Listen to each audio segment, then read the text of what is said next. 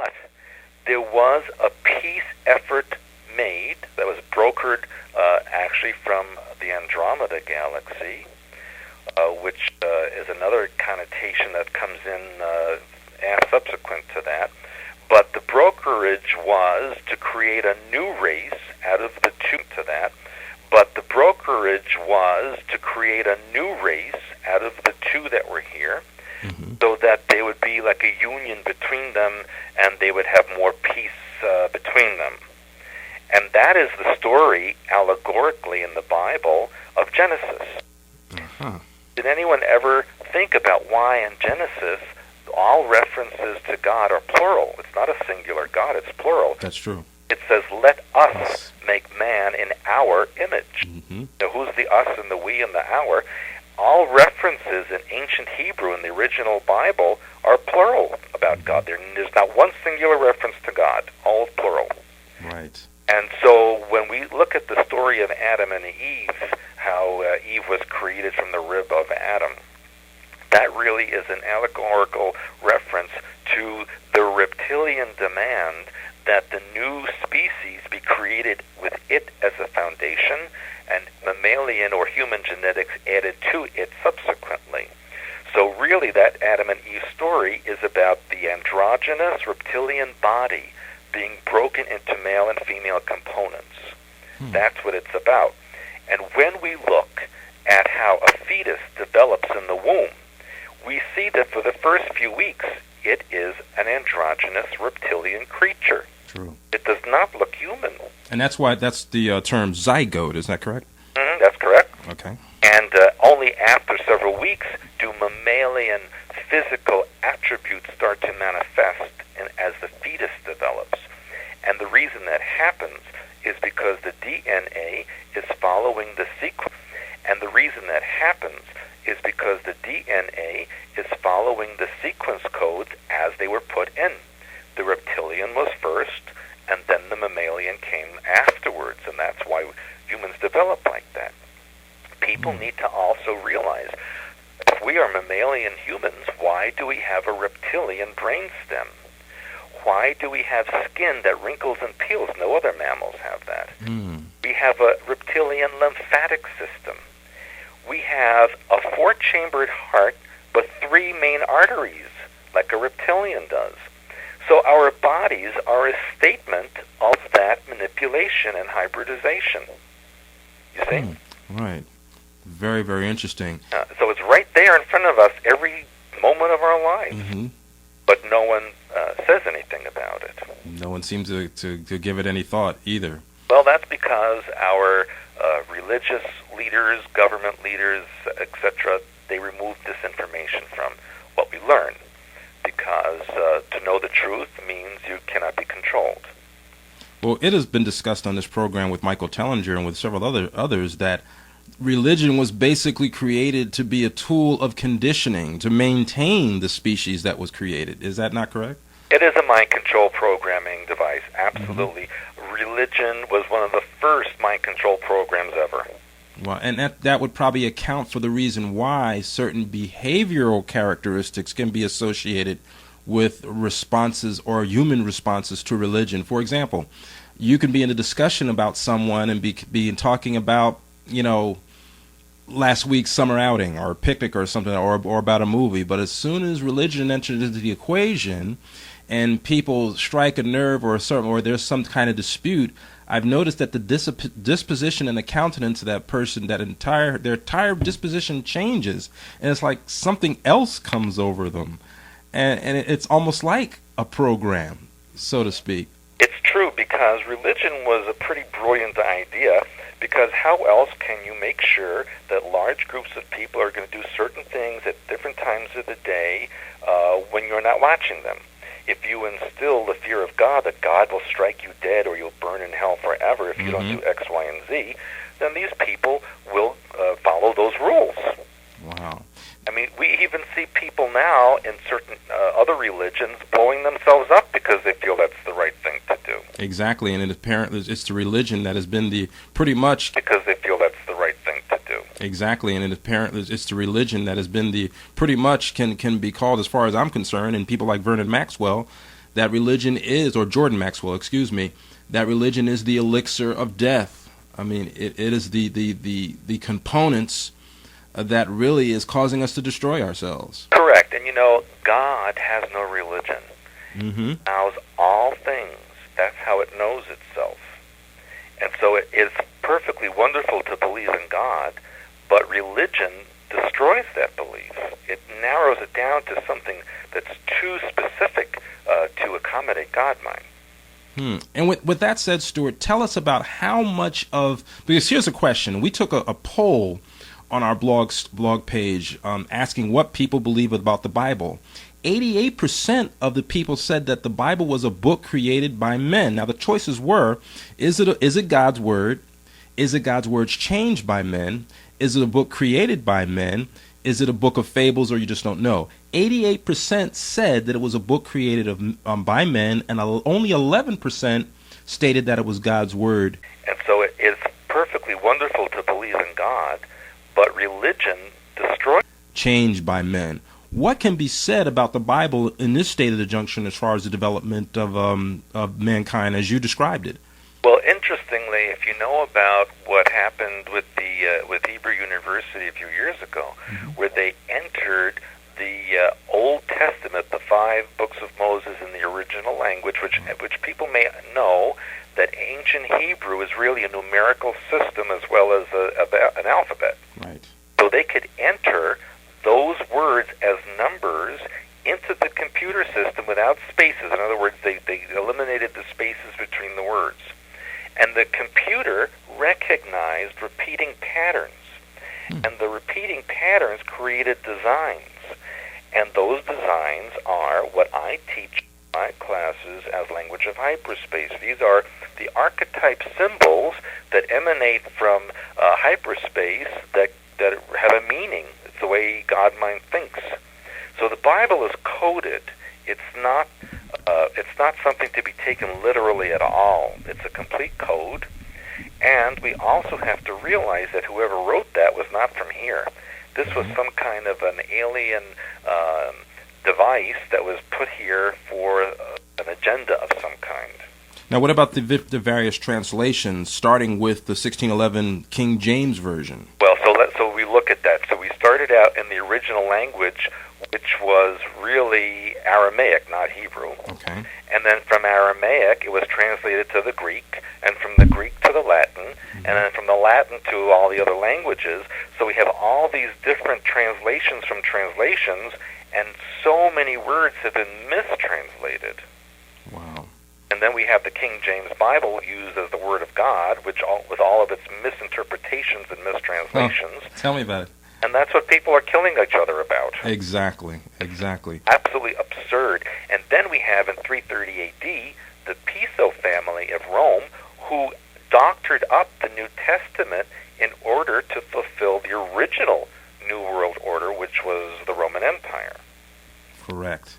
And it's mighty strange that you look at the microcosm or the reflection of this society, even on down to this architecture that's very similar to the Roman society as well. And New York being called the Empire State. Right. Isn't that ironic?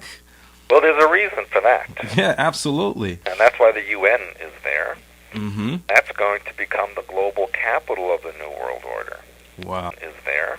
Mm-hmm. That's going to become the global capital of the New World Order. Wow. What kind of is already. True. That is very true. Stuart, we have about 20 minutes left. We still have plenty of time, but still kind of a little bit of a window that we can squeeze in the rest of this.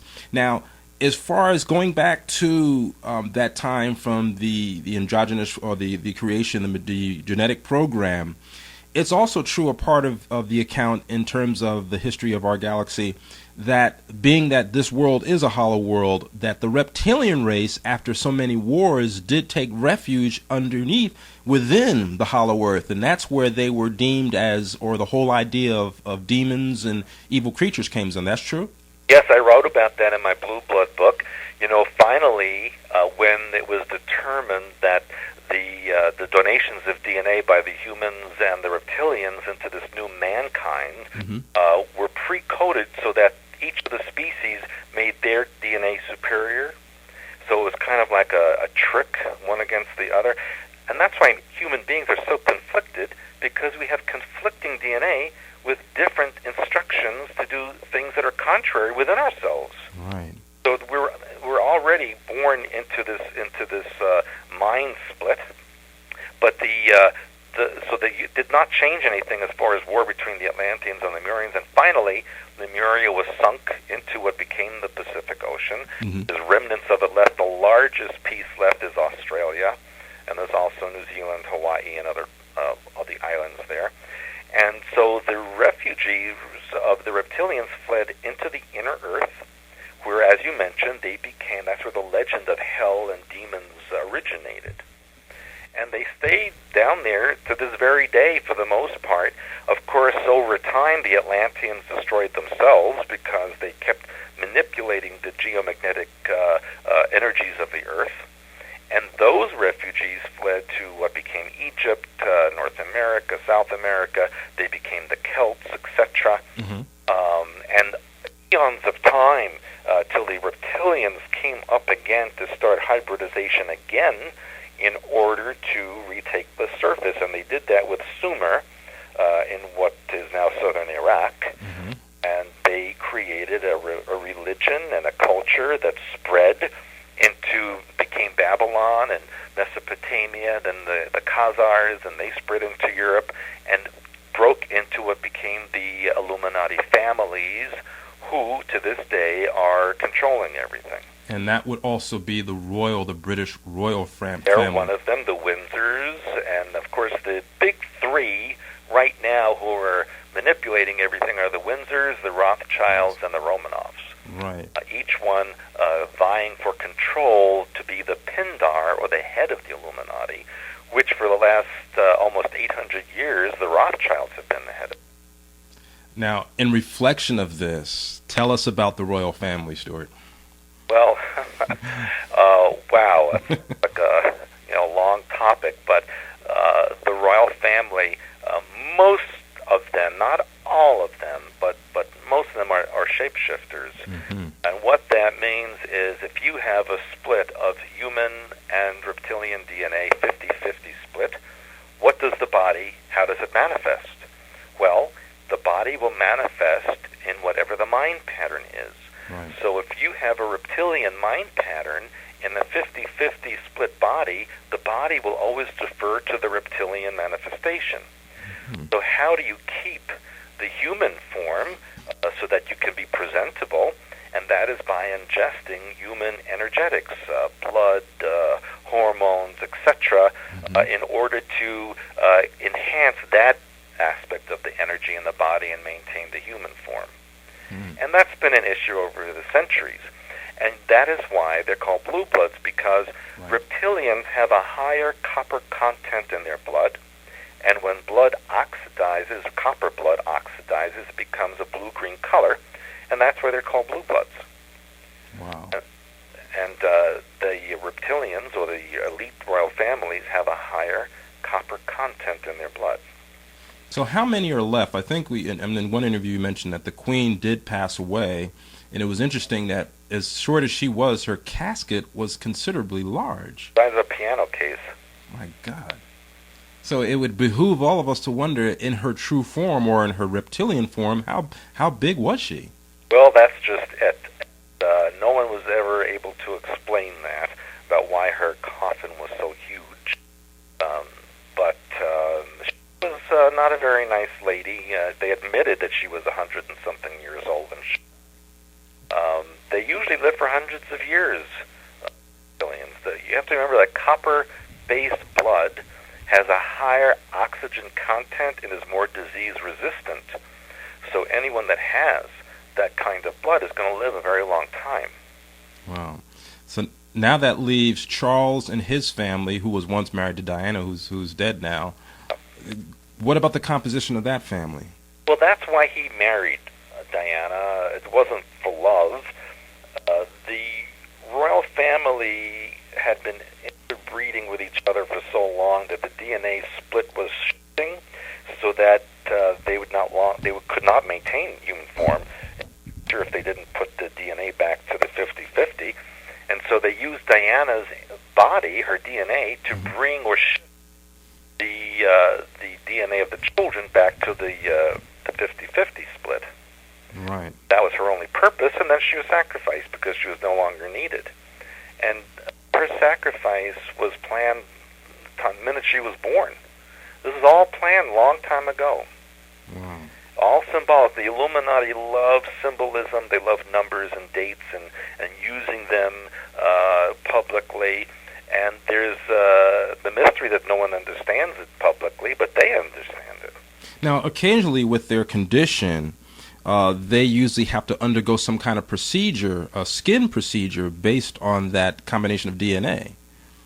Yes, we have seen people like Senator McCain, George Bush and his father and other people constantly going in for skin lesions to be removed or cancerous conditions that they say they're removing.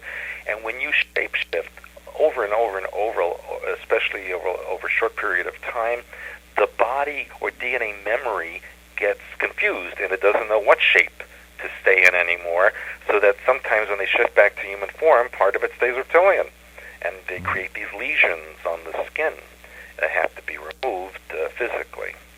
Now, apparently, you mentioned New World Order, which is apparently seems, I'll use the word seems, to be the direction that we're headed with the way our government has configured itself. And it's also very interesting that we see within the confines or within the construct of our government, Bush having a big party for the Queen, bowing down, kissing the Queen's ring. I mean, it's totally counteractive to what our founding fathers 200 plus years ago, I mean, their cause, their revolution was to break free from Britain. And here we are in commiseration with the nation.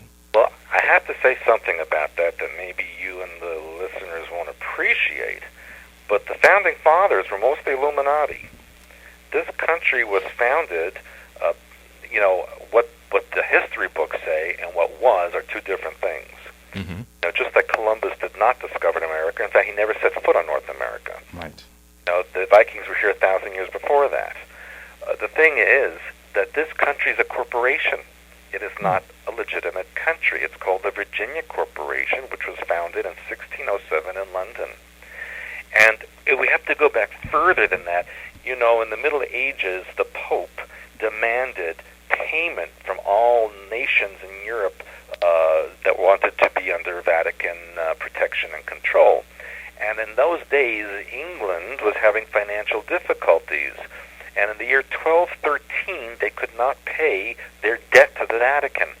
So the royal family at the time signed an agreement with the Vatican stating that they would shift all assets, royal family assets, to ownership of the Vatican, under the guise that from eternity the British royal family could administer it, even though they didn't own it.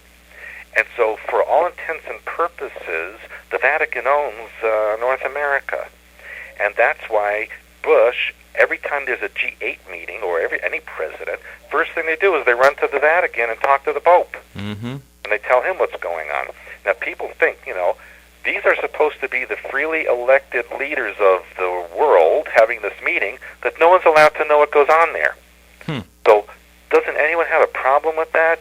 That this G8 meeting, is secretly telling what your economics and finances are going to be, but you don't know about it, but the Pope does? Right. What's wrong with that picture? There's a lot wrong with it, Stuart, and it's almost like, and we'll touch on mind control before we close as well, but it amazes me. And in terms of what you just expressed as far as the Founding Fathers, it's not the first time that it's been mentioned on this show. And as far as I'm concerned, as an investigator, I go where the evidence indicates to me. As much as I appreciate what the Founding Fathers, or at least what the ideal of what it appears that they try to create, it is also, I am also conscious of the fact that there were still continual problems, such as, after all there was done in terms of as independence and freedom and liberty, why was slavery allowed to continue to persist? Why, even with the Constitution, how come all of these continual problems in our country began to still remain a stronghold, allowing groups like the Ku Klux Klan to operate? You kind of see where I'm going? Absolutely correct, because, these founding fathers gained their wealth through slavery and drug dealing. And if you look at the history of these people, of them were even associated with pirates and gave safe haven to pirates, especially on the East Coast and the Gulf Coast, when they bought and sold people. Mm-hmm. See? You know, people, the Americans have to look at that and say, okay, what was this country really founded on, and for who? Exactly. You know? And to see with everything that happens in secret, to see the fanfare, like they're preparing for this big visit from the Pope and all of this fanfare that's going forth as far as that's concerned. But what really gets underneath my skin, Stuart, is we see obvious glaring issues coming up in what our government has done in terms of where we at in our economy, in terms of the gas prices completely out of control, right, and understanding all the other obvious issues, being lied to go into a war where we've lost 4,000 lives. And you mean to tell me that no one has, I mean, it's almost to the point where it's frightening, where we see everything that's going on around us, but we see particularly the religious community just letting it happen. Well, you know, all the wars, whether it was Iraq or Afghanistan, they're all contrived. There was no reason to go into them at all, except to control a large section of the earth, the utilities, the resources, etc. And the war in Iraq is just one of the beginning. We're going to see Iran soon attacked as well, mm-hmm. and Pakistan will be, and it will go right across Asia into Southeast Asia. You know, I work a lot in Singapore and Malaysia and these areas, and I'll tell you, these people know what's coming. They expect it. Mm-hmm. There's no doubt in their minds that the Americans will eventually wipe right across Asia, right over to Singapore. Now, we understand where our government is. We understand where religion has played a role in that, in terms of everything that we discuss. There is also an element, a component, and I've said this before, right on this very, very show, because I've questioned, like, for example, you see in Revelations where it talks about Christ is going to come back and take and subdue the planet.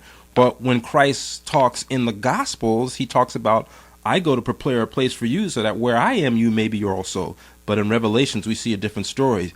I begin to wonder what really is going to happen. And you mentioned something, and you have information in terms of a stage invasion. Tell us about that. Yes, it's already in process, actually. I'll give you the whole scenario, and that is that they will create a staged alien invasion using Blue Beam Project, where they will actually project ships, etc., in the sky. These things are so technologically created that they even pick up on radar. They even have sound effects. I mean, people will be scared out of their minds. Mm-hmm. And then they will have an alien savior race come to dispel these attackers, and of course that will be the reptilians, mm-hmm. who will then be promoted or shown as a savior race, and that they are actually our ancestors, and that what's in them is in us. And then they will have a staged second coming of Christ, where he will proclaim the New World Order as his new holy empire. And when they take his DNA to prove who he is, it will identically match with the DNA they will take from the blood on the Shroud of Turin, mm-hmm. which, over the years, has gone back and forth. They announced a few years ago that the Shroud of Turin was a hoax or a fake. Mm-hmm. And then the church in Turin burned down and the shroud vanished mysteriously. And then all of a sudden, Israeli scientists had a piece of it and said they had tested it and found pollen samples in it that could have only come from ancient Israel 2,000 years ago, thereby re-verifying the Shroud of Turin. Right. And so they used and cloned the blood from that to create a body that they will present as the real Christ. Is it true what the Shroud of Turin said? Is Christ alive? Did he resurrect and perhaps eventually die? Well, or is he still is eternally alive? Well, that story, in the Bible is contrived. The person in the Bible, the real name was Emmanuel, mm-hmm. and that person was genetically created by an alien race in order to skewer belief of mankind a certain way. The crucifixion was staged. The body was taken, it was drugged, taken off the cross, and it was sent to Srinagar, or Central Asia, in what is now Kashmir. Mm-hmm. And to this day, you can see a grave in Kashmir with Yeshua, the name on it, that he lived to be 117. And in fact, his grandson showed up in Japan several centuries after. There's documentation in Japan that this guy named Yeshua showed up, who was the grandson of the original one. Wow. Japan, and there's an entire shrine to him there. So the story is quite interesting. Now, Mary Magdalene did have 3 children with him, and she and 2 of them went to the south of France when she could not get along with Peter, and he might have killed her. So she took 2 of the children and went to south of France. To this very day, there are villages in the south of France who recreate her arrival. And there's a whole history in the south of France of an ancient Hebrew kingdom, which of course is taught in European history, but not taught in American history. In fact, we are going in June on a tour to this area. We're taking groups of people, and you can look on my website, expansions.com, and we're going to explore this and investigate it, and we're going to have a very important speaker who is an expert on this tell us the information. Right. Well, hopefully maybe we can get you back where you can share that with us here on the Investigators Report, because I know it will definitely be some very vital and very, very important information. Well, Stuart, we have about 3 minutes left, and with that time remaining, we can talk about your work in mind control, which I think is very, very important, because, as I stated earlier, it would seem that with all that's going on, it seems like the American public is in a somewhat of a trance, not responding to this, not writing and calling their government, and not really doing what is necessary to counteract this. So there appears to be some type of mind control taking place. You do also work in color therapy, which is very, very. I've been in the process of reading your book on brown color therapy, which is outstanding. I mean, it works. Bottom line, it really, really works. And then there's God-mind thinking, which, down the road we're looking to bring Janet on board to do a show to discuss that particular aspect of what you do. Give us in a nutshell your work. Tell us how the listeners can contact you, so that we can wrap it up from there. Well, bottom lining it is, right now I teach language of hyperspace, which is color, tone, and archetype symbol, which is how your mind really thinks, and you can arrange those symbols in a formula to create whatever you want to manifest on the earth. I teach how to open up that 97% of the DNA, which is called junk DNA, which is the real functions of all creation. Right. And I also teach deprogramming, because unfortunately we live on a planet where every single person has programming to one degree or another, which affects the choices that we make in our lives and how we live our lives, and makes us into a victim. And I teach people how to undo that and reclaim your mind and your body and your spirituality, and create a life that you want for yourself without manipulation and control from outside sources. And they can find that at your website at expansions.com? Correct. Expansions.com. I have updated news every day. I have Q&As. All my products are up there. My seminar listing of where I'll be. It's very comprehensive. I invite everybody to go on, look at expansions.com and see what you think for yourself. And with that said, Stuart, I would imagine that this really is the vital component that we're going to need in order to counteract what's going on. Is that correct? Well, if we don't take control of our own minds and our own bodies, somebody else will, and they are doing that. That is exactly what they intend to do. Constant control. I remember in one interview where you did mention that the reptilians are used to mind control. They believe that's the only way to exist. That's their way of life, because it keeps their culture undeviated through eternity. Unbelievable. But for us, it behooves us, if we want to maintain freedom, if we really want to understand our ability and our power in the mix of things, let us pay close attention to what we just discussed in the past hour. Stuart, we thank you for being with us here on the Investigators Report. Folks, we thank you for joining us and urge you for our next program. But until that time, may the God of the universe bless you. We'll see you next week. Good evening, ladies and gentlemen. This is Gary Purefoy once again with another session of the Investigators Report. And as always, we are extremely glad to have you with us. And we are certainly very, very excited once again to bring back the other half of the Swerdlow team. Now, last week we had Janet Swerdlow.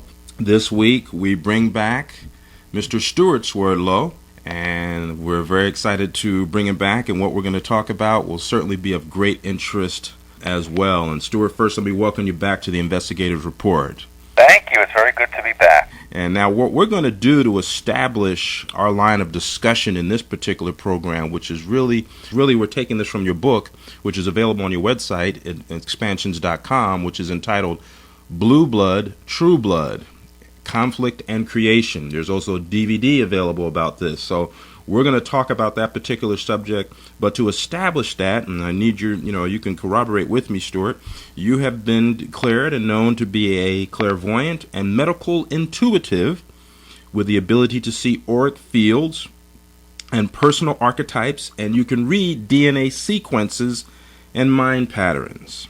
Okay. That's all correct. All right. Now, your great uncle, who was Yakov Sverdlov. Okay, I tried to say that the Russian way, but it didn't work. Sverdlov, okay, was the first president of the Soviet Union.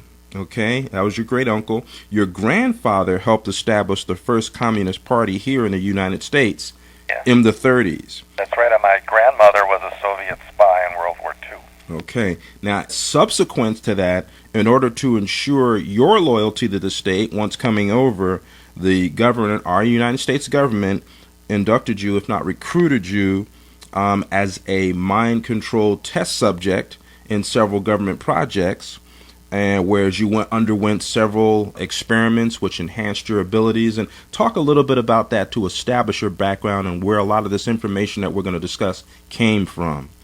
Well, it wasn't like they recruited me. It was just, come with us, and that's the end of that. Right. There was no discussion or there was no request. You were just taken. And that was because of my family background. My father also, during the Korean War, was sequestered in a base under a mountain near El Paso and was basically kept there till the end of the Korean War and was monitored for many years after that by Secret Service. So even right through till today, my family is monitored by the American government. Mail is open, phone calls are always tapped. That's just the way of life. I don't know any other way of life except that way. So when I was very young, and even from a very small child, and I wrote about this in the Montauk Project Alien Connection book, which is my autobiography, I had many experiences where I was taken by government, by alien beings, many astral entities connecting. It was quite a terrible early childhood. In fact, I tell people I never really had a childhood. I was an adult from the moment of birth. And even my birth was unusual, which I describe in that autobiography, where my mother was taken to a hospital that wasn't even open yet when she went into labor. And they told her that there was no way she could even be pregnant because she did not have a birth canal. There was no way for her to become pregnant. And so they took her into this wing of a hospital that had no heat, no finishing touches on it. They said there just happened to be a doctor from Texas in the area who was an expert in such condition, and they performed surgery on her while she was in labor to create a birth channel for me to be born. And even then, they had to pull me forcefully out, and I was told I was quite banged up when that happened. So even from birth, I had very unusual life. I was always psychic. I could read thoughts. I knew what people were thinking. I knew what they were feeling. I could see things. I saw dead people. I spoke to them. And of course, as a child, when you tell people these things, they think there's something wrong with you. But at the age of 13, I was taken to Montauk Project on the eastern end of Long Island, and we actually lived not too far from there at that time. And for 13 years, from 1970 to 1983, I was part of that Montauk Project, creating mind control experiments that they used. I was part of a phase where they were trying to create a person who can see into other realities without the use of a Unfortunately for me, when that happened, I became physically blind. I could not physically see, but they recalibrated parts of my brain to perceive reality energetically. So that even though my eyes didn't function like normal human eyes, I could see energy fields, I could see auras, I could see thought patterns, DNA sequences, into what we call hyperspace, which is the zone of no time, no space, pure energy, pure thought. And that's how I operated for 29 years, until I had surgery to reconnect the way my optic nerves align with my brain, and then I was able to physically see as an overlay to the energy patterns. And that's how I do my work now. I look at a person, I see their energy, I see their physical body, I see their thoughts, their DNA. Sometimes I see their dead relatives or friends around them if they are there to communicate. And that's how I do my work and help people to deprogram from any mind control experiments that they may have been part of. And unfortunately, on our planet today, 100% of people have some layer or intensity of mind control and programming in them. It's just right across the board.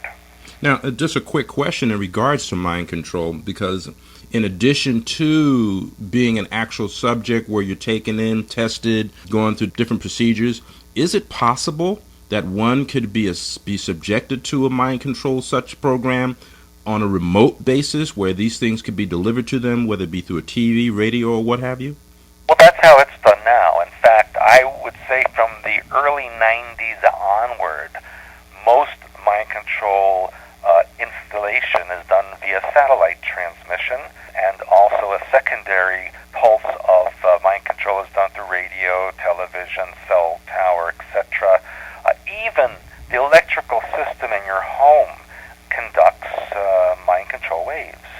People don't realize that the power stations literally create these patterns, these extra electrical impulses that they don't need to power anything. They dump it into the ground, and the ground becomes like a conductor, and it spreads out into local areas, and it just literally oozes into your house.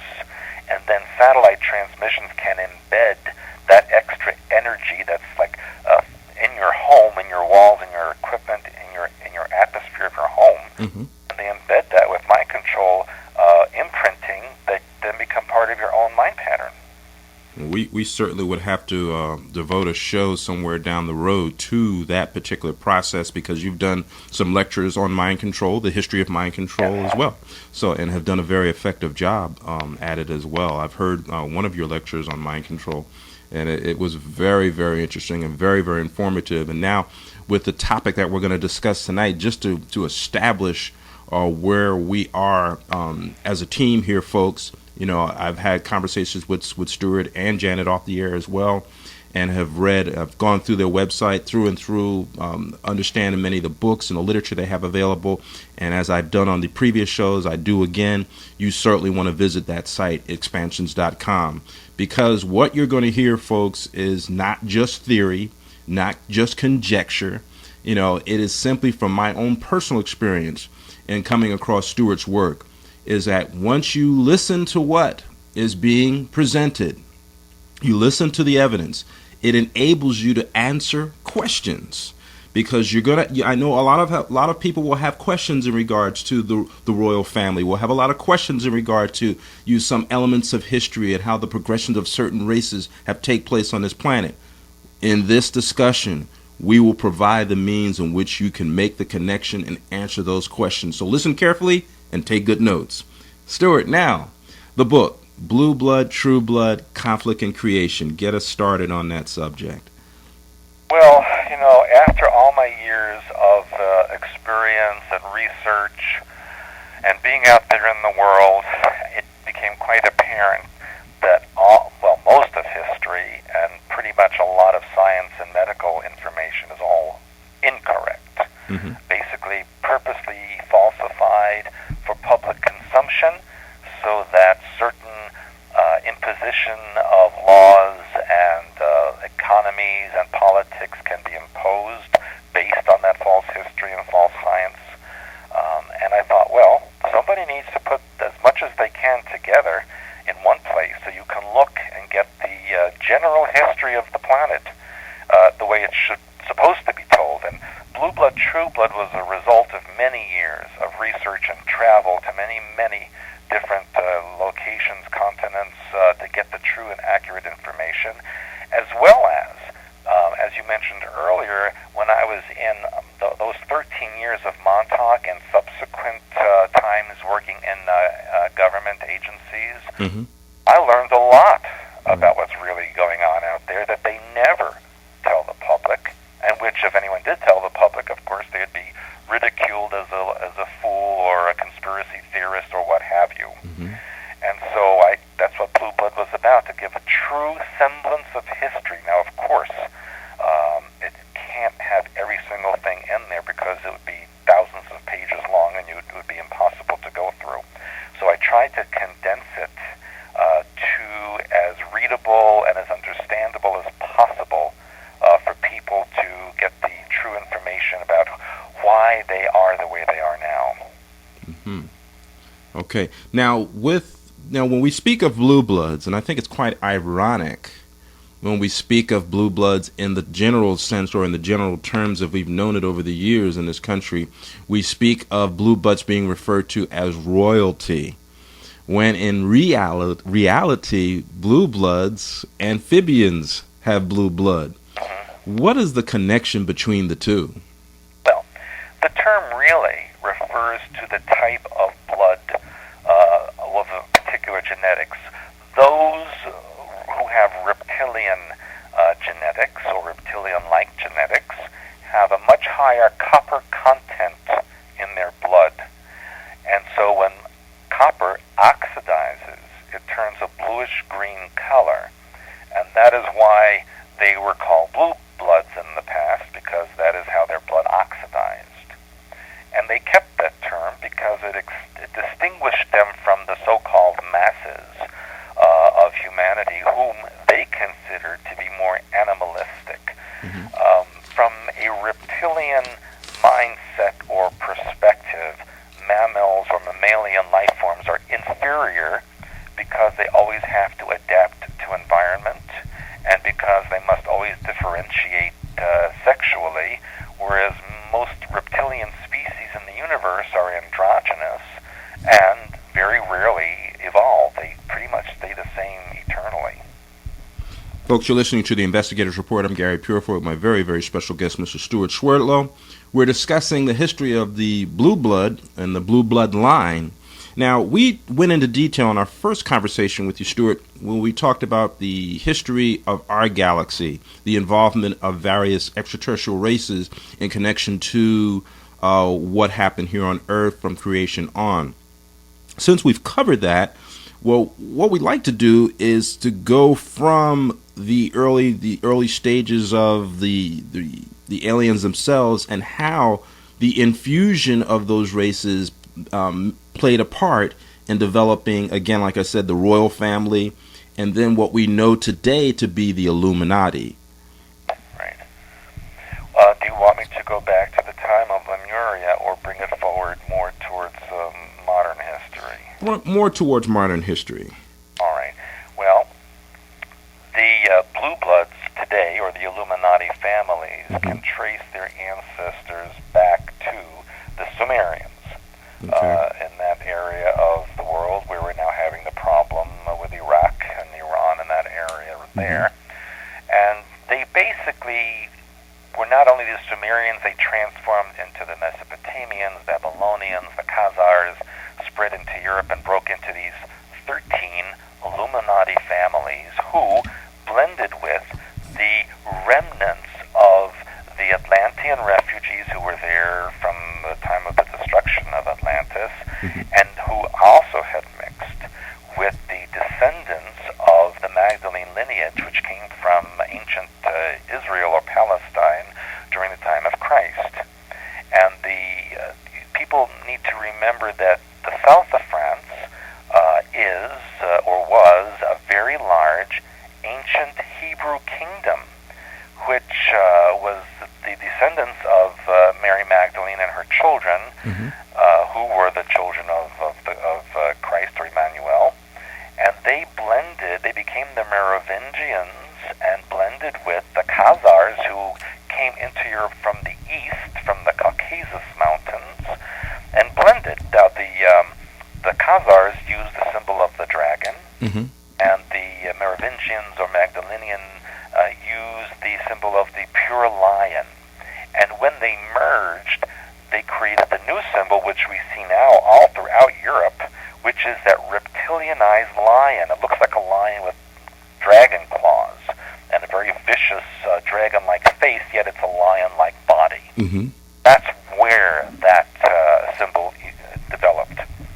And we're seeing then, from that point, the breakup of this group into 13 families who controlled various sections of Europe, and then the rest of the world, and still do to this very day. Now, these 13 families have a leader, which they call the Pindar, which translates, means the penis of the dragon. There's a heavy phallic worship, in reptilian religion. Correct. And the Pindar, for the last almost 800 years now, has been the Rothschild family, or the head of the Rothschilds.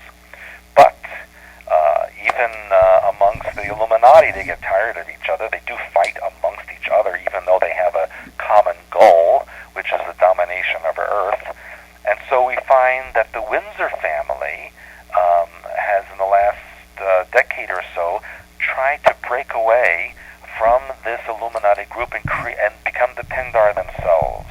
And that's when the EU started to form and break away from the rest of what's going on in the world, and now we're having the formation of North American Union. It's like each one of them who wants to be the Pindar is creating their own empire within the context of a New World Order. And then, to make things more complicated, we're seeing now the Romanov family, who up until the last decade had been quite quiet about their involvement with anything. Now they're trying to create their own version and become the Pindar, which is why we now see Russia acting so brazenly and independent again, and basically reconstituting the Soviet Union as it was before, only without communism, but more like a dictatorship of a socialistic kind. Right. Now, just to kind of take you a little bit back, because you mentioned Mary Magdalene and you mentioned Christ Emmanuel, which brings us into Da Vinci Code territory. Right. So let's kind of focus in on that for clarification, because I know you and I had discussed in brief, or at least it came up in our last conversation, in terms of Christ, who he really was, what he really was, Christianity, and then this formulation of this so-called quote-unquote Christian nation.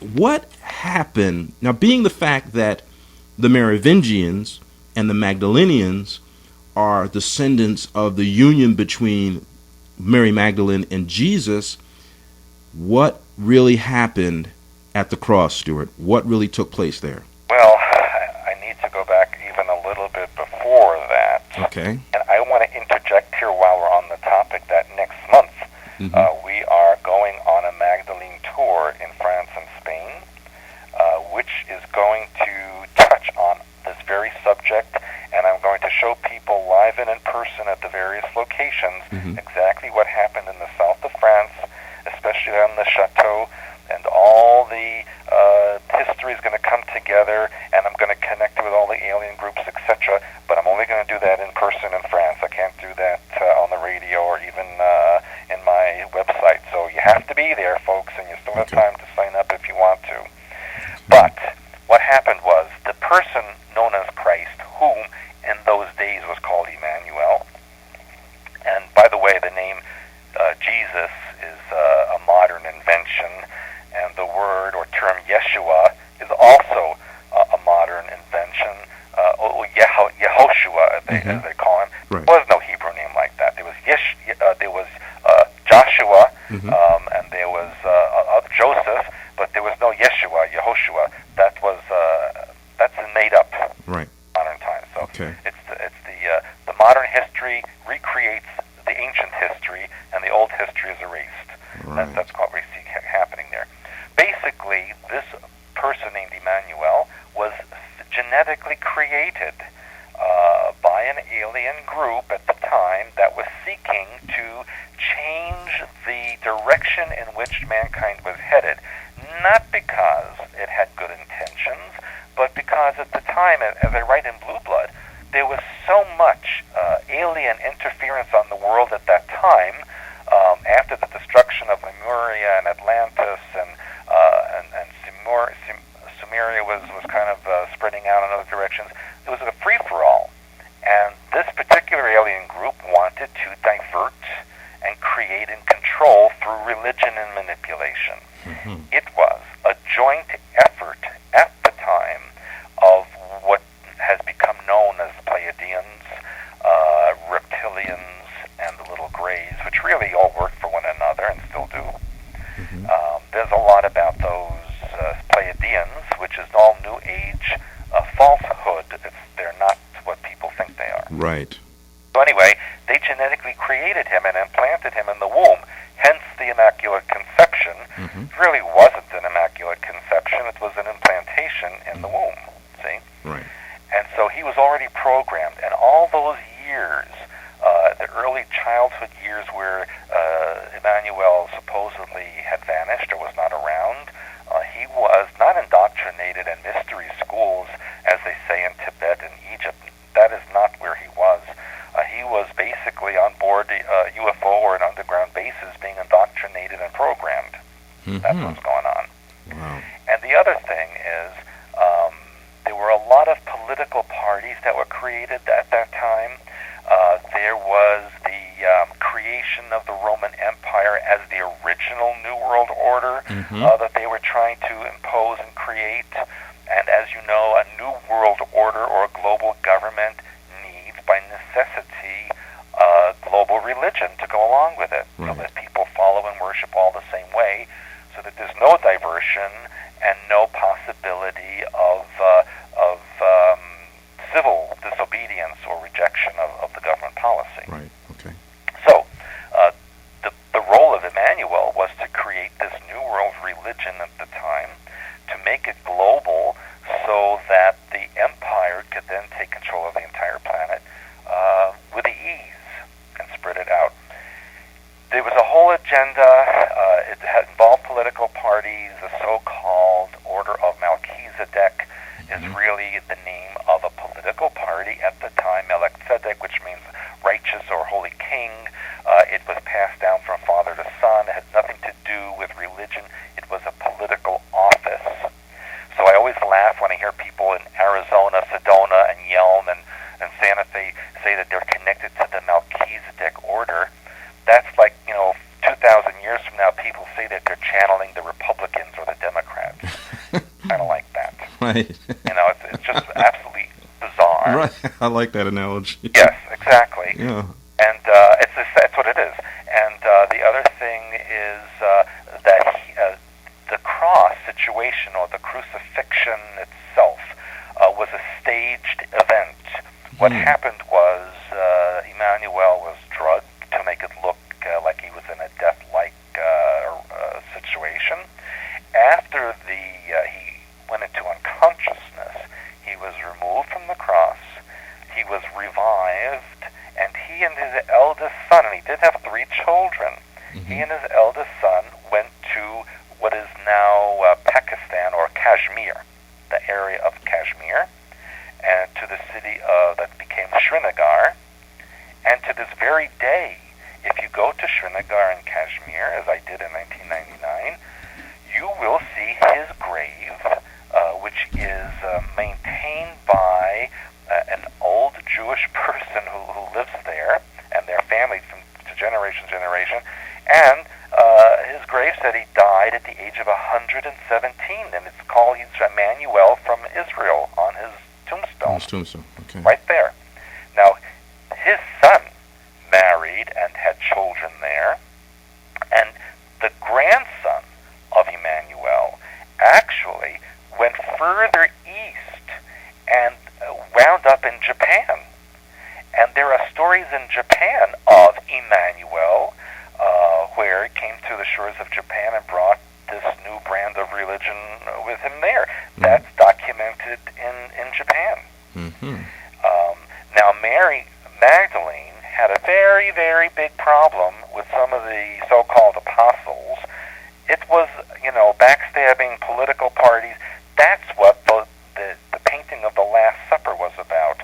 That is Mary Magdalene sitting next to Christ in the center of the table, and you can see Peter basically antagonizing her in the painting.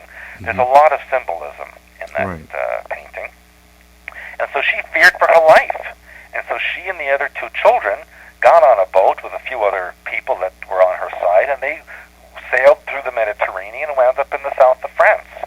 And to this very day, there are villages in the south of France who reenact the coming of Mary Magdalene to the shores of France. This is reenacted every single year. That's true, right. That's something that you learned about in school, is it? No, but I heard as years went on in my research, I did discover that to be an event which does take place on a yearly or an annual basis. That's correct. Yeah. And so from her, they developed a tremendous ancient Hebrew empire. Now remember something, they never changed religion. They were still Hebrews, and they remained so for centuries later. It was only the Romans who decided to change everything in order to bring a new religion to their empire that would be accepted by the pagans in their empire. Mm-hmm. Emmanuel never really wanted to change the religion. He wanted to explain it in a different way, let's put it that way. Right, that makes sense. And so Hebrew religion was a tremendous part of this kingdom in the entire south of France, which you can read about if you are a school child in France. You will learn about this in school because it's part of the ancient history.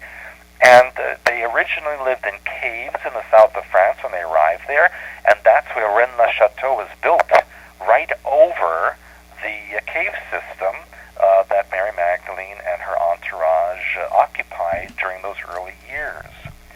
Now, the son and the brother of Emmanuel continued on to what we know as Britain, and they brought with them many relics from the Middle East and holy artifacts, and that's what are in the throne room of Buckingham Palace, which is guarded by the Windsor family.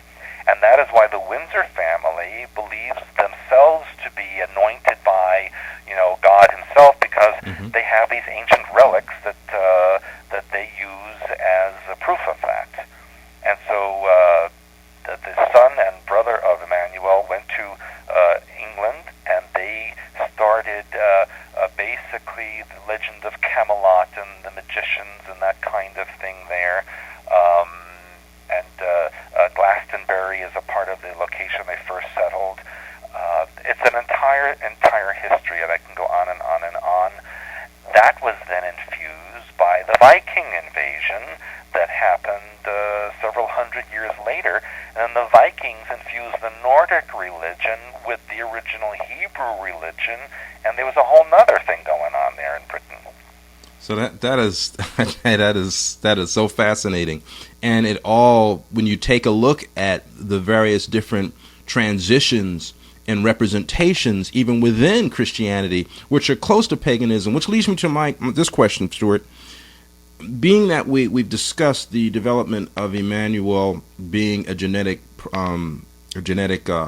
project, and that's not the first time it's been mentioned here on this program, so you very, very eloquently further clarified that.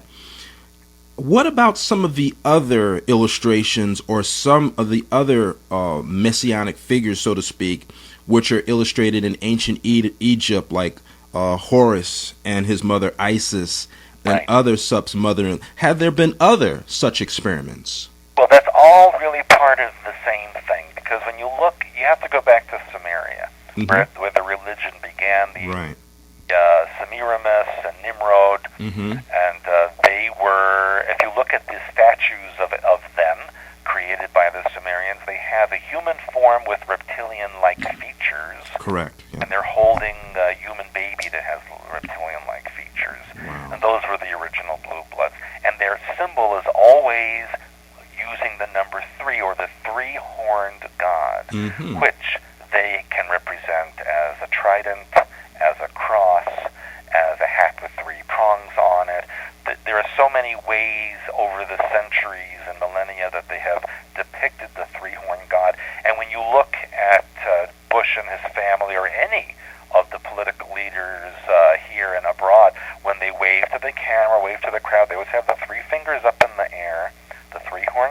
and sometimes they make the devil salute with their hand as well, with the horn sticking out. And people think that's some kind of, fraternity. Yeah, a little nuance thing. Right. And I remember when Bush took office, and he did that symbol, and the newspaper said that it was an old Texas salute. Well, then why does the leader of France do it? And why does Queen Elizabeth does it? do Right. it? Did they go to Texas too? It's just bizarre what the media presents, and people go, "Oh, okay." Yeah, they don't observe, they don't watch, and I guess maybe it takes a mind like mine who is going to continue to pick and probe and notice patterns. That yes, they all are basically doing the same thing. There's a pattern of behavior and expression in which you watch all of these people. They all do it. Yes. Every single one of them. And it's common across the board. And in fact, someone, and I forgot who it was on the internet, put together a little video of all these people all over the world doing these signs, from Hollywood actors to political people to soldiers, and it didn't matter what country. And he put it all together, and you could just see across the board, these are the people running things. They're all the same reptilian religion, the three-horned god. Wow. Folks, you're listening to the Investigators Report. I'm Gary Purefoy with my very, very special guest, Mr. Stuart Swerdlow, and we are engaged in a fascinating discussion and really expose of the blue blood history. So stay with us because there's a lot more to come. So now, Stuart, with this being the case, and you and I kind of touched on this again from our last conversation, just how much of the gospel account that we read in the Bible is contrived or taken from actual events, like such the feeding of the 5,000, the walking on the water, all the different miracles. How much is reliable accounts in terms of Emmanuel? Well, quite honestly, I'd say very little of it is actual. And if you read the different accounts, they don't all match up either. They all have different perspectives, different viewpoints, and sometimes if you read them, you wonder, okay, why is this all in the same book called the Bible when it's saying all these different things? Right. It's like someone put together a book, poetry from all different kinds of authors. In around 330 A.D., the Piso family in Rome was commissioned to rewrite the Bible, the New Testament, in a fashion that can be used as a New World religion for Rome at the time. And in order for the pagan Romans to accept the new religion, there had to be some kind of matching ceremonies, belief system that they could just literally snap into place over the old one. And that's why we have Christmas, for example, on December 25th. Right. Which, if you read the accounts of the birth, it really took place in the springtime, around March 20th or so, according to the descriptions of what was going on. And yet we're celebrating the birth on December 25th. Why? Because that was the Feast of Saturnalia in the Roman Empire that was celebrated by feasts and orgies and sacrifice. And so the Romans weren't going to give that up so easily. So just take the new religion ceremony and impose it over this one and call it a different name. But it's the same holiday, basically. Right. That's why we have Christmas on that day, which is really an orgy fest. Then you look at Easter, and that goes back to old Teutonic and even Persian origins, where Esther, Oester, was related to Ishtar, the Persian god of fertility, who demanded sacrifice. And in Sumeria and in Persia, the sign of fertility and worship, they used an egg because it was always fertilized by the phallic symbol. So the egg became the symbol of Easter. Had nothing to do with the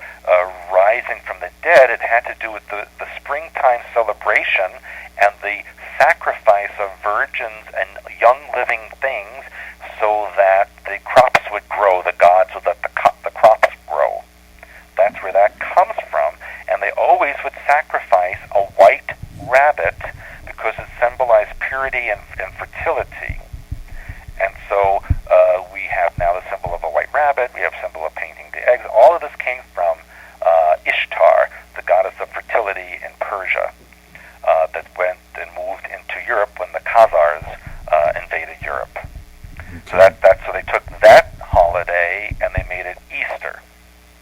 I see. So that means, in essence, and as we've kind of developed, not only in this program but in others, and in other programs on this station, that basically Christianity was a derivative of paganism. Yes. Okay. So now here's the big $64,000 question. So that means that there never was a resurrection. No. Okay. Now, you know what some people are going to say. Oh, listen, I'm trashed all the time. Get to the back of the line if you want to. Right. Now people are either clicking off their computers or they're going to grab a glass of water or something. Well, you know what? I'll tell you. Anyone listening to the show anyway or has an interest in these subjects can't possibly be a religious person anyway. True. And I will tell you this, Stuart. When we did a survey on our blog page of the Bible, what they believed of the Bible, 90% of those people who listen to this program, 90% of them stated that the Bible was a book created by man. Well, I'll tell you what, and that goes back to the Bible code, which I've written about, I believe, in Blue Blood, and subsequently, where if you take the original 5 books of Moses in the original Hebrew without any separation of the words, and you plug it into a computer, as they did at Hebrew University in Jerusalem, you will see that there are secret codes embedded in it. And when you put those codes together, they produce hyperspace symbols, like I teach in my language of hyperspace class. Right. So you have to realize that human beings did not create that code. They couldn't possibly back then, because it even says in the code that this would be uncovered with computers, and it says that in the 5 books of Moses code. So this was an alien creation. This was created as a programming for mankind.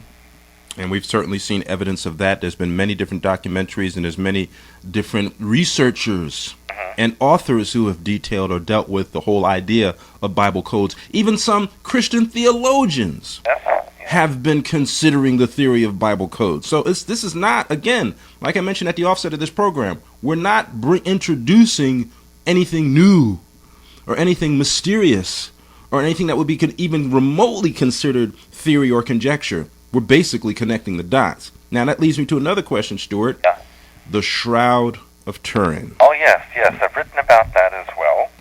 And, for many centuries, it was believed to be the shroud that was put on Christ upon his death. And then some scientists, about 20 years or so ago, did some research, and they said, oh, no, this is a hoax. It was made in the Middle Ages, and it was some ingenious design, but it's not real. And then we find a couple years after that a fire at the church at Turin, and the shroud vanished. And then it turned up years later with Israeli scientists who then were studying it and said point blank that they found within the shroud, embedded in the fibers, pollen samples that could have only come from the Middle East 2,000 years ago. Therefore, re-verifying the shroud as being authentic. Right. And this, of course, by Israeli Jewish scientists. So if they said the shroud is authentic, how could a Christian not? So now the shroud is being venerated again as being perfectly authentic, and the blood on the shroud is the actual blood of Christ. And so, and I've written about this in Blue Blood as well, when they bring the staged second coming of Christ, it will be a cloned individual who has been cloned from samples of that blood on the shroud. Right. And when someone comes back and says that I am the Christ, what do they do now? The big thing is, well, they have to do a DNA test, right? But what can we test? Well, the only thing left is the shroud. That's been authenticated now. So when they test the blood of the clone against the blood on the shroud, hello, it's an identical match. Who wouldn't believe that he's the second coming? Wow. See? Another means to control us and to enslave us. It's brilliant. Right. It's a brilliantly conceived plan. And then he says, I declare the New World Order Yes. my new holy empire. Mm-hmm. So, who's going to go against the real Christ?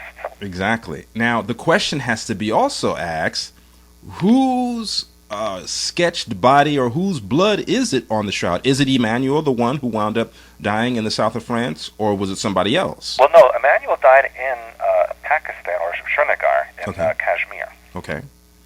Yes, So, but that blood is legitimate because it was that was a shroud that was used to cover his body while they were resuscitating him. okay, so it was taken from the actual event. Yes. Or the supposed resurrection, and the shroud in which did come from the actual Emmanuel. But now that we have also discussed Emmanuel in detail, and now we understand and identified him, that certainly leads us to understand where we are headed in the future. But now, so we covered that. Now, the in-between issues, we talked about the Rothschilds, we talked about the Windsors, the Romanovs.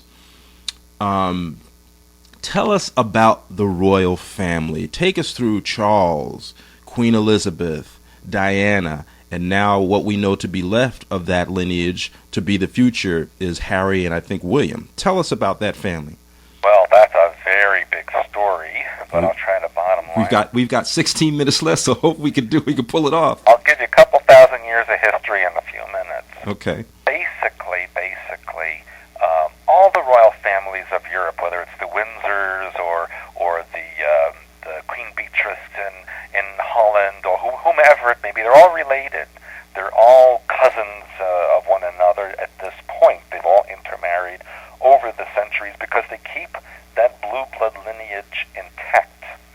And because they intermarry so closely like this, there comes a time when the percentage of reptilian genetics in the body becomes skewered. Mm-hmm. And let me explain. When you are a hybrid with a 50-50 split of mammalian and reptilian genetics, there is a problem as far as how the body will manifest when you're a half and half, literally. Right. So the body genetics will always defer to the mind pattern of the soul personality in that body. So if you have a reptilian mind pattern, the reptilian genetics will activate and you will have a reptilian form. If you have a human or mammalian mind pattern, the human body will take hold. But of course, if the reptilian takes hold and you're the Queen of England, it's a bit of a problem. Mm-hmm. Because you're not going to be out in your regalia with your scales and your 3 horns sticking out of your crown. Right. So they need to maintain a human form in public. And the way to maintain that is through ritual that involves the ingestion of mammalian or human harmonics like hormones, blood, organs, etc. Mm-hmm. And so basically they ingest through ceremony those materials in sexual and sacrificial ritual. Now, over the centuries, the inbreeding in the Rothschilds and the Windsors became so that there was more percentage of reptilian than human. Enter Princess Diana and the Spencer family. The reason that marriage took place had nothing to do with love. It had to do with the fact that she came from a committee of 300 family that closely support the Illuminati, and her genetics were more of a mammalian side than reptilian. Right. So by infusing her genetics into the Windsor family, it skewered back the royal family percentage to 50-50 again, preventing any problems in the next generation or so. And then when she was done with that, she had to be sacrificed. And that's a whole nother. That's a whole other story with the accident So and everything. that's why she was married to him, and that is why she produced those 2 heirs to the throne, so that they could maintain their 50-50 split in the genetics. And it's well documented, however, like you said, the marriage had nothing to do with love, No. because he was always involved with Camilla in the midst of it. Well, hello, he's involved with men. And that's another story. When I was in Switzerland years ago, someone who knows the royal family, and I can't name names because I was sworn to secrecy, Right.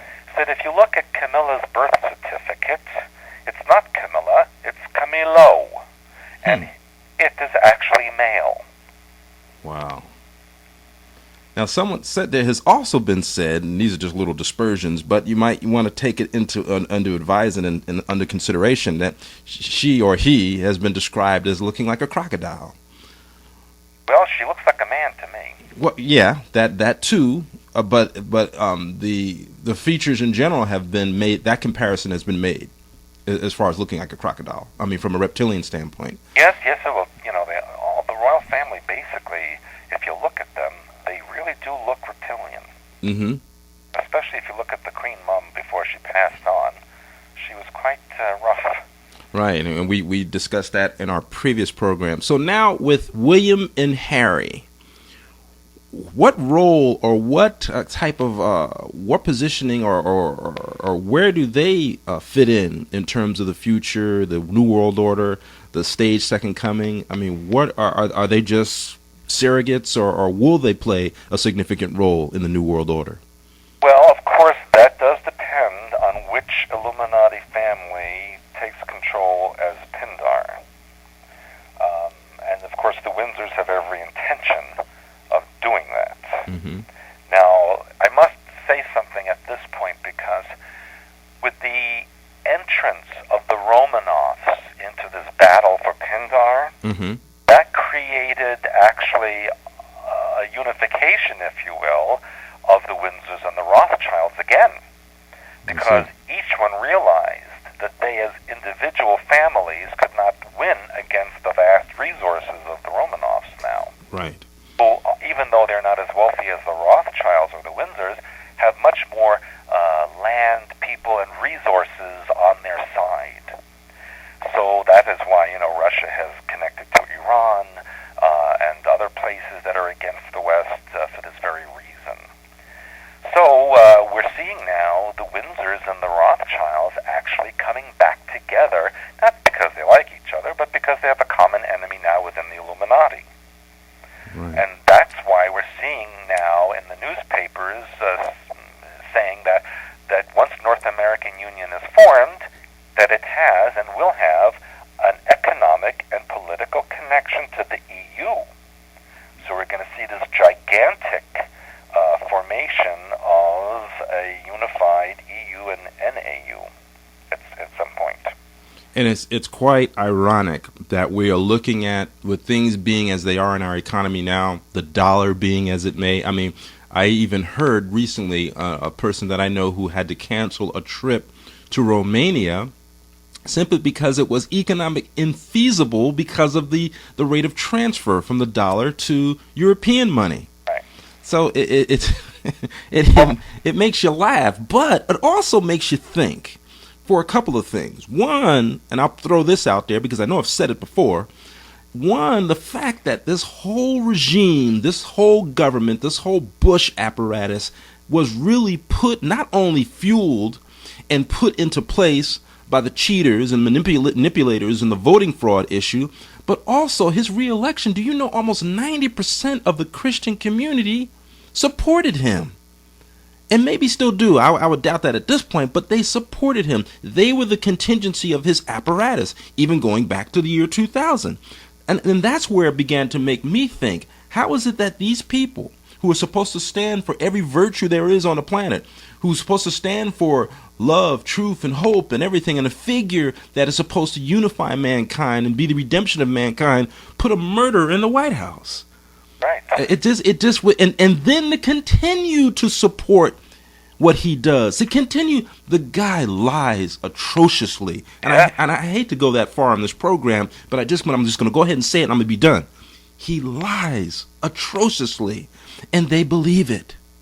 They believe it, Stuart. That's because he's playing into the fundamentalist Christian notion of the Book of Revelation and supporting Israel and the Second Coming and the Holy Empire. It's all playing into that. But yet people will not see the harm or see the reality. It's an illusion, what we're looking at. But they don't see the reality of what it means to just be engaged in preemptive war. Well, I think they will see when impact, which I think will be this year, Mm-hmm. that there will be tremendous hardship globally. There will be retaliations globally. People will say, okay, this methodology is wrong. I think, and it's my hope, Mm-hmm. that the immediate plans of the Illuminati will backfire on them, Mm-hmm. because even though people are programmed and brainwashed and submissive, eventually when you poke somebody long enough, they're going to push you back. That's true. And I will say on a personal tip, and I may have even said it in my first rundown program detailing my work over the past 20 plus years, I came into doing this program to utilize my professional investigator skills, believe it or not, to prove the Bible is the Word of God. Well, as state to my integrity as an investigator, the evidence has told me otherwise. And the book that I'm developing, which will detail my work and discussing how following the evidence has brought me to where I am now, it is important to note that from my background, being raised in a Christian home, going to several Bible colleges, studying systematic theology, being probably one of the most astute Bible scholars in some circles, have come to realize, as a result of the shock that was displayed on us from 9/11, it was really the kind of event that really began to open up. It was an awakening, so to speak. And we've had Leah LaChapelle on this program discussing that. That event was an awakening for many people to see the light. And I think you're correct, Stuart. I know you are correct. Should we go into Iran and should we have another conflict by means of preemptive war, eyes are going to continue to be opened up. Eyes are being opened up now with this whole gas situation. Yes. So we continue to see that the emperor has no clothes. Yes. And by virtue, we've talked on this program, folks, about the Illuminati, the Blue Blood history. We've talked about the whole Christian and biblical apparatus and the reality of where the whole notion of Christ Emmanuel came from, the reality that there was no resurrection. So one would either get angry or one would say, well, then where's our hope? And we talked about that in my previous program with Janice, and we can touch on that again as we come down the stretch. We do have a hope. It's us. That's correct. We're the darn threats. They're really afraid of us. And Stuart, I'm going to let you bring it home with that thought in terms of what we do have available to us. That's exactly correct, because what they cannot eliminate is the God mind within. And God mind has no religion. It is neutral. It allows all things, and it gives you free will Mm-hmm. to decide what you wish. And no one and no thing can ever disconnect that from you. They can make you think that you're disconnected from it, but you never can be. Mm-hmm. And that's why I have my work, my language of hyperspace, my deprogramming, my oversoul work. Mm-hmm. I teach people how to become aware again of the God mind within. And when you bring that energy forward, you can overcome anything that is in your path or that holds you back, because you are the creator. You are the co-creator with God mind. You create your own universe within the universe. So if you don't like what you see in your life or what you see in the world, if you change the way you think, Right. and you project out that new, wonderful thought pattern, that is what must be reflected back to you. And if the human species does this in totality, Right. we truly, in a blink of an eye, can overcome all of this horrible negative events everywhere in the universe and really create paradise for ourselves.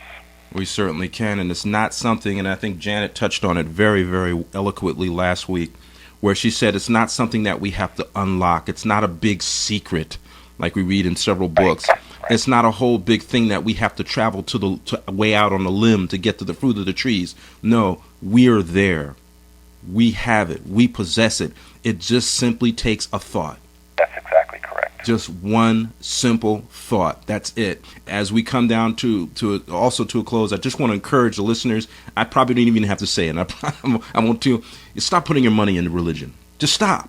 Because it's not getting us anywhere. And religion, we've said it on this program before when I had Michael Telliger on, religion is an apparatus. It's a program to condition you. Stop putting your money in it.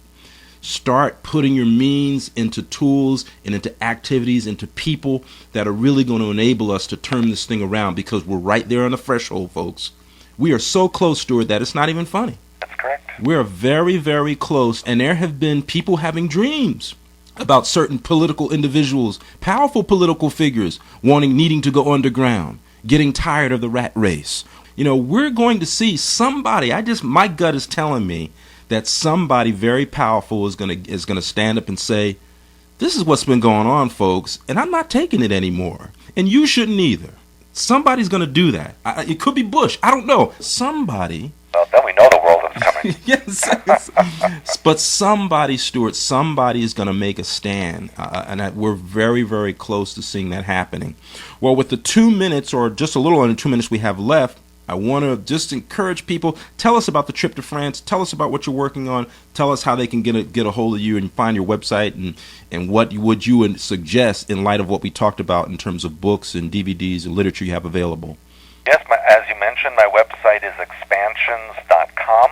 Mm-hmm. If you go on there, you'll see all of my books, my DVDs, The Trip to France, which leaves around the 15th of June until the 27th of June. It's still available for some bookings. There's some openings left. It's the most amazing trip you'll ever make in your life. It will tell you the true history of you and the Earth and why we are the way we are. And I cannot put that on my website in words. You have to be there to experience it. I would encourage everyone to learn the language of hyperspace, to unlock that 97% of DNA that scientists call junk, because in there is the God mind information that will tell you who and what you are. I encourage you to read my news updates and sign into the Q&A, read those, put your own question in if you wish. Janet and I are here to help as much as we can. We work 24/7. We have very little help. We get hundreds of emails per day, and we try to answer every single one of them. And remember, you remove the victimization mentality, right, and everything that you want to create in your life will be there for you. All right. And Stuart, we thank you once again for joining us for another time here in the show. Again, it won't be the last time. We look forward to bringing you back. And as we have done here on this program, we will do on this station by supporting and continuing to be a means, a vehicle for your work, you and Janet's work, which you guys are doing a marvelous job and do fantastic work. Folks, you have to see it for yourself. Go to expansions.com. It really, really is something that will change your life. Well, we're out of time. That is the end of this program. We certainly encourage you to join us for our next program, ladies and gentlemen. But until that time, the God of the universe bless you. We'll see you next week. You've been listening to the Investigators Report, which is a regular feature of this station and is produced by Garinger Research and Investigations. For more information on this program and for upcoming programs, and to even listen to past programs in our archives, be sure to log on to our blog page at theinvestigatorsreport.blogspot.com. That address again is theinvestigatorsreport.blogspot.com, where we trust you enjoyed this informative and provocative program, and we urge you to join us next time for our next session of the Investigators Report right here on the Community Listening Network.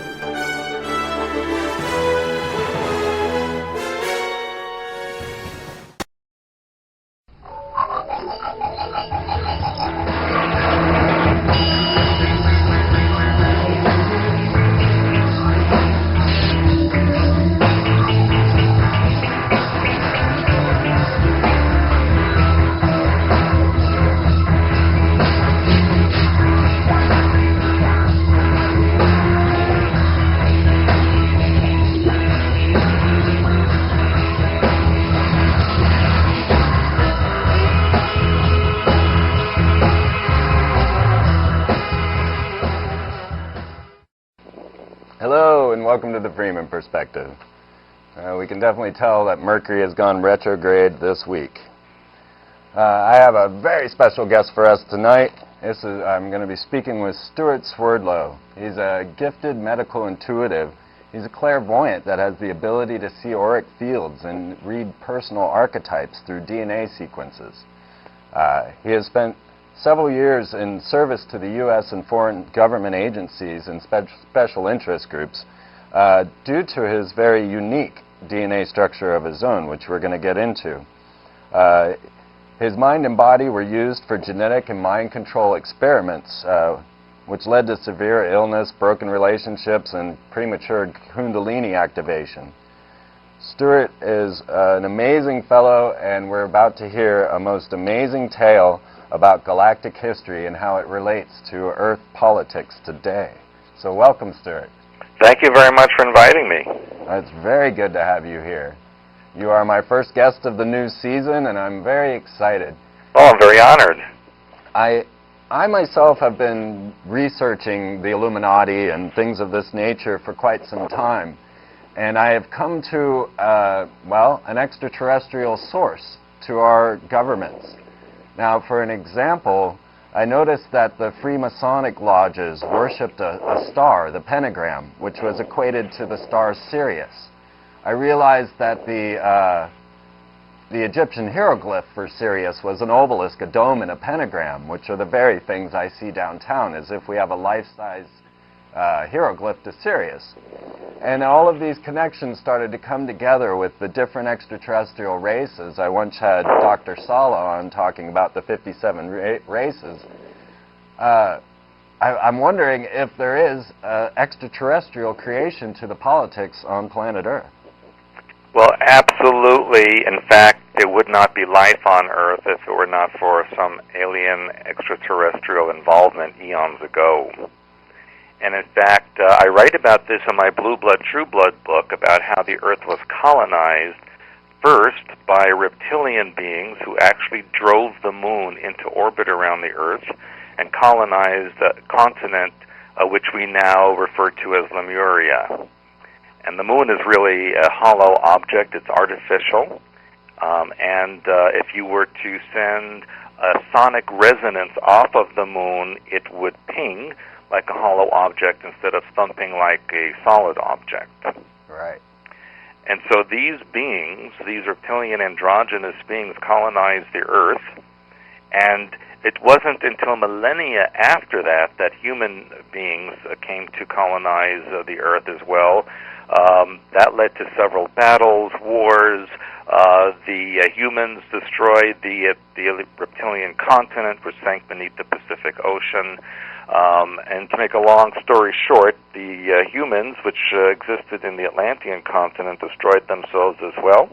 And the remnants that were left on the surface were then hybridized by the reptilians and created in what is known as Sumeria, a hybrid race, which went on to become the Khazars in the Caucasus Mountains and spread into Europe, Asia, and the Middle East, and created civilizations there.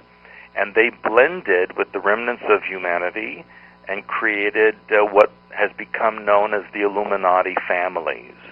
And there are 13 main Illuminati families which control the Earth right now, and they are basically reptilian-human hybrids. Wow. Now, does this DNA structure give them some sort of... It seems that there's been this agenda going on for a long, long time, as if they had some messages from on high that was keeping this thing moving forward, because obviously these family members die off. Correct. They worship the three-horned god, which is their lower astral entity deity. And that is why when you see families like the Bush family, the Windsor family, giving a salute on television, they always use that devil salute. And sometimes they use three fingers in the air. And all of that represents the three-horned reptilian god that they worship in what we would consider to be satanic cults. Right. So maybe we could examine the ideas of these astral entities as opposed to, say, alien entities. Well, the reptilian race does have its origin in the lower astral realm, and then they became physical, and that is a very old story that goes back millions of years. In fact, it is not really known who created the reptilian race, except it's known they're not native to this space-time. They actually come from somewhere else. Interesting. Yeah. And so they perform all kinds of ritual ceremonies to invoke these astral entities. They create sexual slaves to perform these rituals, and they have sacrifice, etc. And that energy invokes the energies that they need to accomplish their deeds across the earth. Wow. 9/11, for example, was a global ritual that created an energy for them to consolidate their power on the face of the earth. They're coming to the end of their agenda, where they want to consolidate their power, have a global government, global army. And what we're seeing now in Central Asia and elsewhere is their efforts to eliminate any opposition to them and consolidate their power. Yeah, it seems like they have a real beef with the Tibetans. Well, that's just one of many. Right. Of course, if you look at the ancestry and cultures of many of these civilizations that are supposedly against the Illuminati, they all have their different origins from different alien interventions at different times on the earth. And so we see, for example, in Africa, the Illuminati are trying to eliminate the black Africans through disease, war, famine, everything they can think of to eliminate them. Very much so. Mm-hmm. And we see that here in North America, the elimination of the native peoples. We see the elimination of native peoples all over the earth. Yes. Because they have a greater understanding and connection to God mind, the earth energies, and they don't want, the Illuminati don't want this to be spread, so they are eliminating those cultures. Now, I was speaking with a catalyst architect that worked on the World Trade, specifically on the Twin Towers, and he was fired for going against the particular symbolism they were trying to inculcate in those buildings. The catalysts are based from the Hebrew. How does that all fit into this picture? Well, if you trace the origins of that mysticism, you will actually find that it goes back to ancient Egypt in the mystery schools, and that is also connected to the mystery schools of Sumer and Mesopotamia. And they also had their own ritual belief system. The Twin Towers had many deep symbolisms to them. I believe they were built and designed to be destroyed back in 1973 when they were first created. Yes. The Twin Towers represents the twin or genetics of the Illuminati, the reptilian and mammalian twin genetics. They were also phallic symbols. They also represented twinning programming. There was a lot of deep layers of symbolism in those towers. Yeah, I went around this nation and I filmed all of the phallic symbols I could find. I found penises and vaginas all over the place, much like Target's logo being the sun sign, a point within a circle. Yes, correct. And I was always curious about these sexual symbols. I mean, they're out in front of City Hall. Well, everywhere you go where you see a dome and a spire or a tower, that is a sexual symbol. Now, what is it about sex that's so important to them? Well, basically, the sexual energy is what they use to create their power base. That's why they're in the process of creating sexual slaves for programming, etc., and ritual, because when they perform these rituals, it's really not about sex per se. It's about a formula of manifesting energy, and then they can take that energy and apply it to an event that will help them with their control system. That would explain Madonna. Well, she and Britney Spears and all of these, what I call programming icons in the public, are designed to trigger certain responses in the general public who have related programming to those people. All right, well, let's go off-world a little bit more. We talked about the moon being a base that had been brought here. Now, I know that Mars's moons didn't arrive, or at least weren't spotted from Earth, until 1877. Right. Even though we'd been looking at them. And now, numerous Phobos satellites that go up to photograph Phobos have just vanished, every one of them. Correct, especially the Soviet spacecraft back in the 80s that actually filmed one of the moons of Mars turning, facing the spacecraft and firing something Really? that then destroyed the Soviet spacecraft.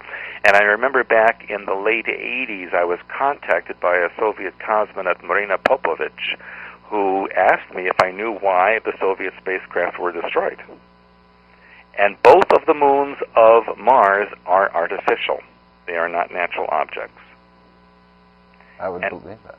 And we also know that Mars shows evidence of a previous civilization. There are pyramids, there's the face on Mars. Everything that we've been told about that planet is not true. It actually does have an atmosphere. It used to have an ocean, many oceans. To this very day, you can see with a telescope that there are seasons where the polar ice caps start to melt, and then there's a green belt that forms at both the north and south hemispheres. And they're doing a lot to keep that from the public eye. That's correct. And even the moon has a basic atmosphere. And of course, the moon does not spin in space like a natural object would spin. It faces only one side to the Earth, like a ship that is parked in orbit. So now, the Cassini satellite, just on 9/11 of this year, in September, made another pass by Iapetus. Mm-hmm. And this seems to be a Death Star of ancient origin. Has there been many warfares? Has there been, I mean, how did we end up where we are today? Do you know that? Well, you know, the universe is actually a very hostile place. There are many, many civilizations. You know, our galaxy alone has an estimated 100 billion stars. And then there's an estimated 100 billion galaxies in the physical universe. And then you can multiply that by infinite universes. So when you do the math, if there's even less than 0.1% of all of those stars that have an intelligent civilization, even with that small percentage, that would be millions and millions of civilizations out there. Absolutely. So we're absolutely not alone. Right. And unfortunately, a lot of those civilizations are warring with each other, and the planets and moons in our solar system show evidence of the destruction of previous wars that have happened out in space. And the surface of the moon is littered with destroyed vehicles and bases that have been blown apart. Yes, and robot heads. All kinds of things out there. You can even, with a good telescope on a full moon, on a clear night, and if you train your telescope to any crater, you will see evidence of building, tubes running into the ground, large objects being constructed even right now. So are humans, Earth humans, on the moon and on Mars at this time? There are human beings on those bodies, but I will tell you that all of them are of what you'd call blonde-hair, blue-eye genetics. They do not allow other genetics off-world. Now, you know, Lisa Nowak just all of a sudden had a freak out coming back from space and then making her diapered trip from Houston to Orlando. Yeah. You got any thoughts on that? Well, you know, there again, that is what I write a lot about mind control and programming, and I say that she showed a lot of evidence of that in her experience at her event during that time. And they're keeping that all quiet. They're not really revealing information about that. No. And most of the so-called astronauts that go up into space are completely controlled. They're mind-controlled. There have been a few of them in the past that are coming forward to say that there is an alien presence out there that the government is keeping secret. There would be no doubt about that. Yeah, and there are many films. For example, years ago there was a show on television that actually showed a film taken by a NASA spacecraft that was orbiting the Earth, where it showed a UFO hovering over a cloud-covered area, and then suddenly zooming away as a missile, obviously launched from the Earth towards this object, pierced the clouds and came towards the object, and then this ship sped away. I have seen that. Yeah. So the evidence is out there, and it comes from NASA itself. But you know, my opinion is, and what I know, is that NASA is really a front. It's for public consumption only. The real space program has been going on for many decades behind the scenes and is much more advanced than they allow the public to know. Well, I'll tell you, just 2 months ago, I was driving out to Portland, Oregon, and on my way, as I was passing Ogden, Utah, I had a giant flying boomerang fly over the car. I tried to film it, but I didn't remove my camera lens. Now, something like that I thought was high military. Yeah. You know, most of the vehicles that are seen on the Earth now, I would have to say a good 90% of them are from here. A lot of people have known about Area 51 in Nevada, which was basically a location where they retrofitted and redesigned alien craft for human use and design. That's where the stealth bomber came from, etc. But much of that has been relocated to an area on the state line between Utah and Colorado, western Colorado, eastern Utah. That is the new type of Area 51 location that's been built, and things have been transferred for about the last 10 years.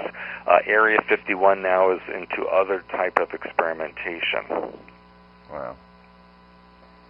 Well, on these ceremonies and these ideas that what these people are doing, the Illuminati that is, and the concept of igniting Jupiter keeps coming up. And I really thought perhaps the String of Pearls event might do this. Do you think this is for show, or you know, to bring everybody into an idea of an Armageddon or apocalypse, or is this something that they need to do?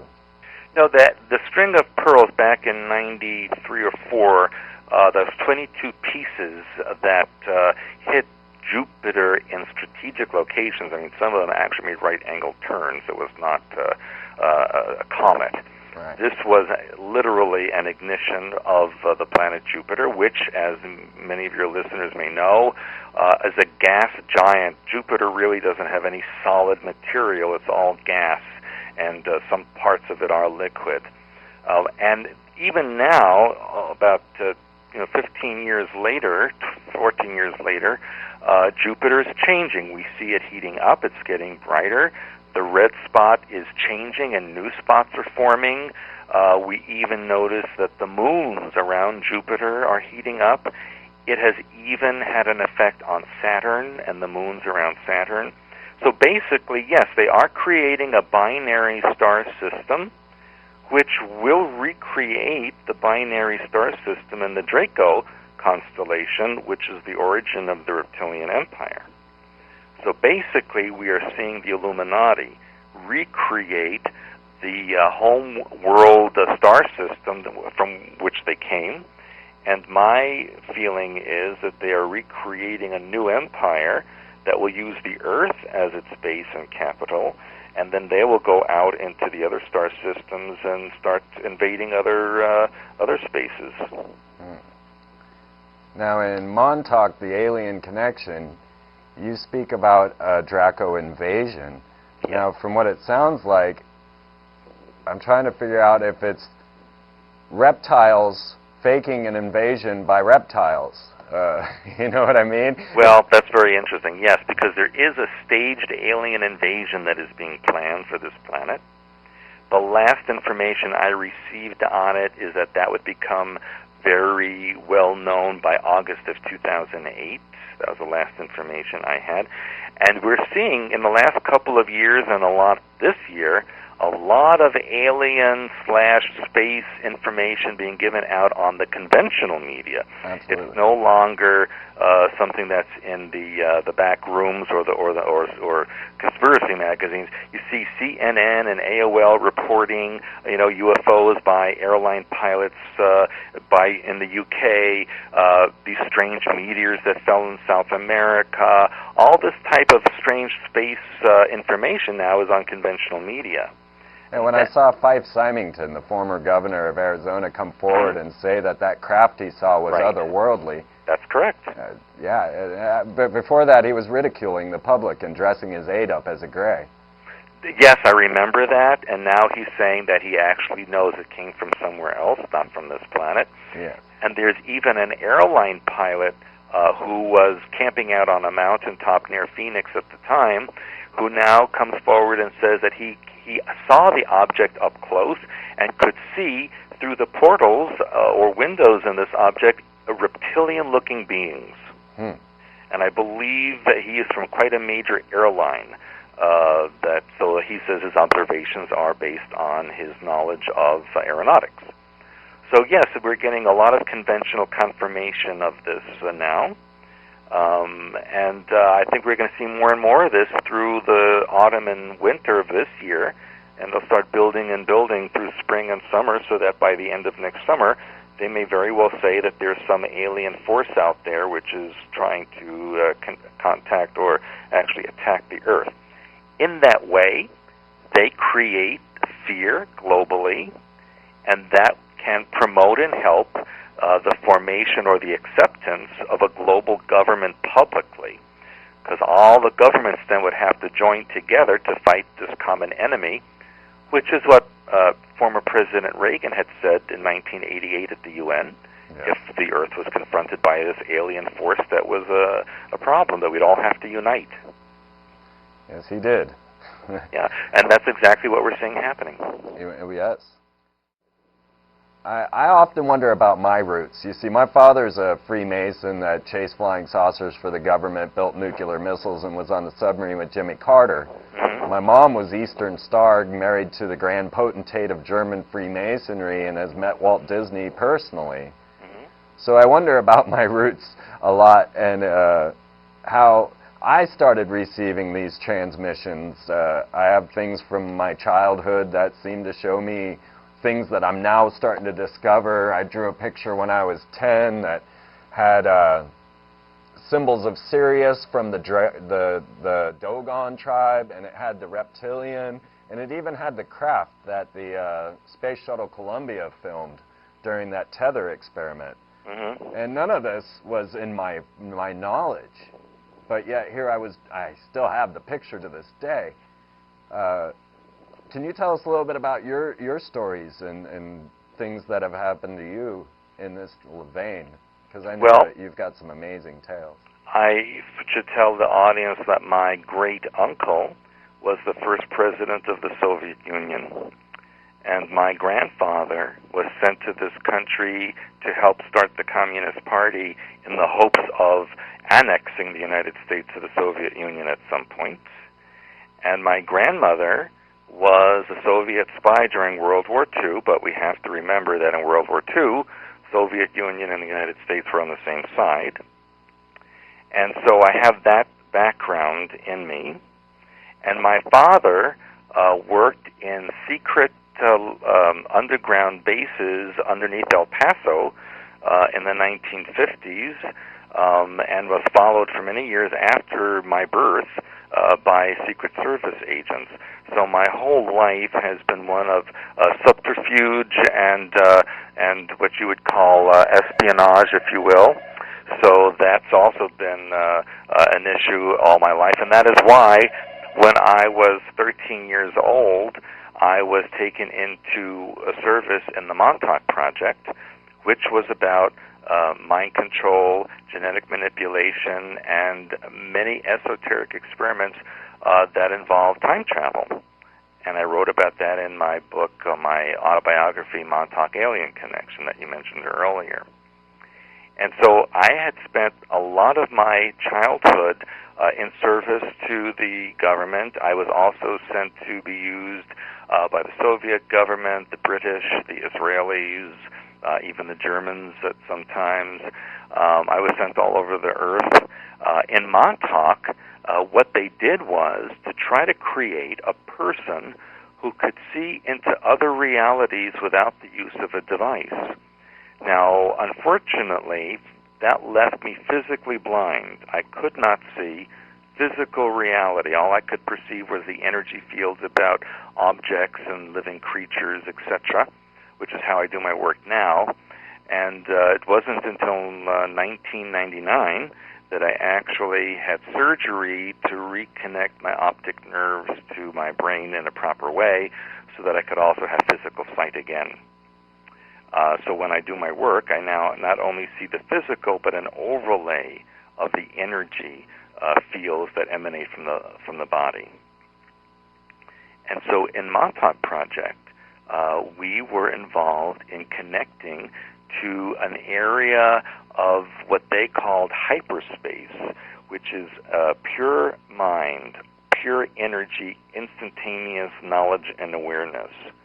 And they wanted to understand how creation existed and what was underneath all of it. And that was what I now call the language of hyperspace, which is, in my opinion, the way God mind thinks. It is a color, tone, and archetype symbol, which, if you know how to use it correctly, can manifest physical reality in a way that you desire. Yeah. And that's what I teach in my classes. Nice. But I had many experiences at Montauk with alien beings and ritual events that occurred there.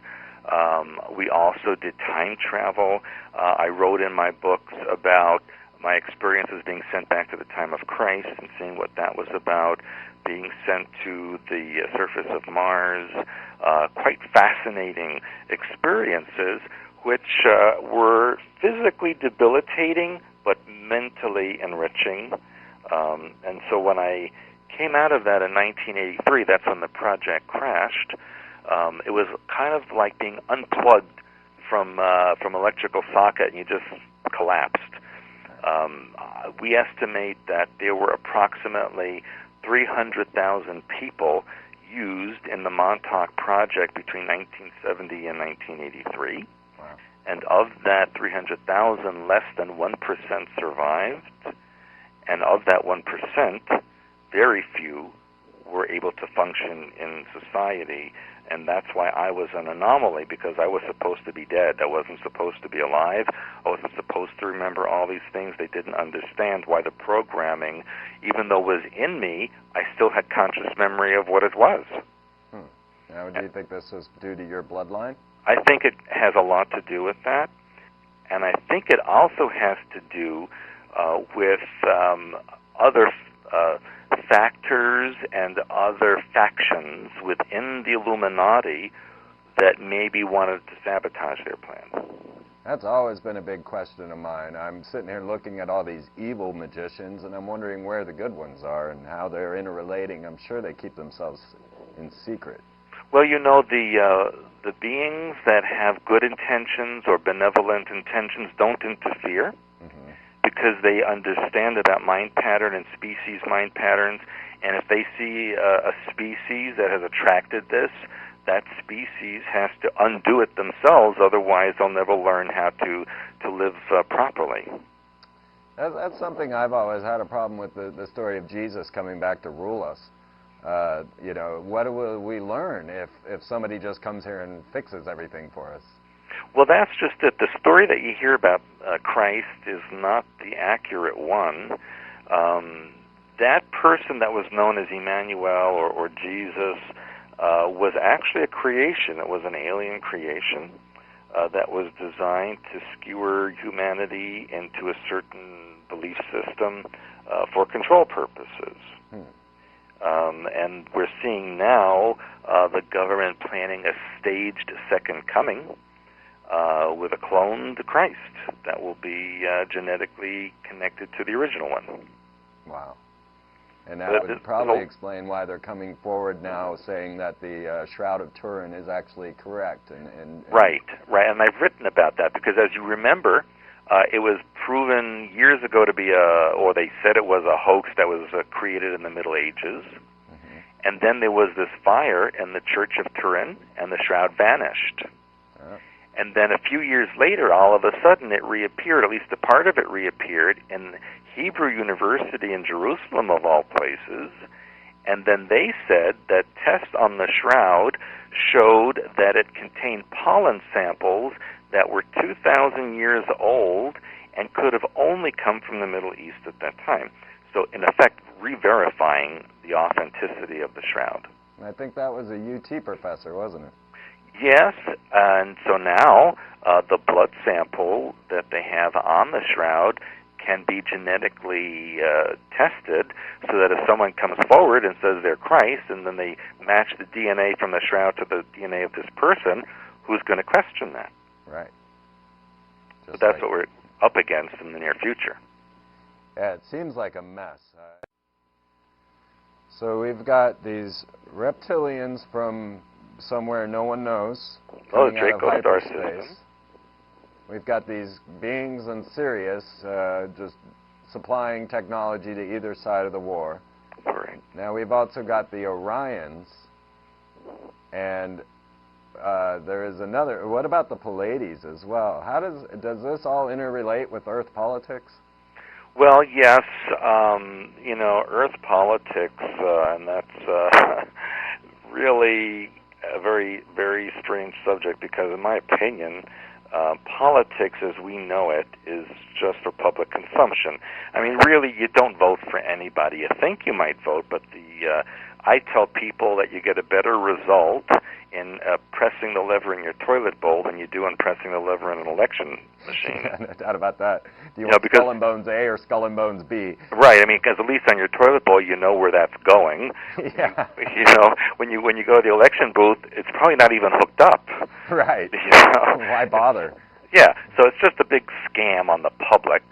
And the last two presidential elections basically were proof of that. Yes.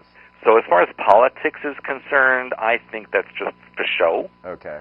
I think that there is a government behind the public government that's really running everything. And now that secret government is becoming the public government, and with the president we have now. Right. And most, if not all, of Congress and Senate are aware of it. Right. And they know that if they say anything, they're going to lose their position. So here again, people are afraid, even at that level, of losing their power. And now almost all of these men have been through the rituals of the Freemasons. Yes. And now, would you mind talking any about being a vessel? Well, sure. Basically, it involves being sexually opened up so that the energy of the body can then incorporate a lower astral entity. So in effect, the person in the ritual becomes what they call the vessel, which contains the astral entity, and then the participants in the ritual perform sexual acts with that vessel in order to get the energy of the entity. And that is a very common ritual for the Illuminati. And then it ends up involving a bit of blood, too, I imagine.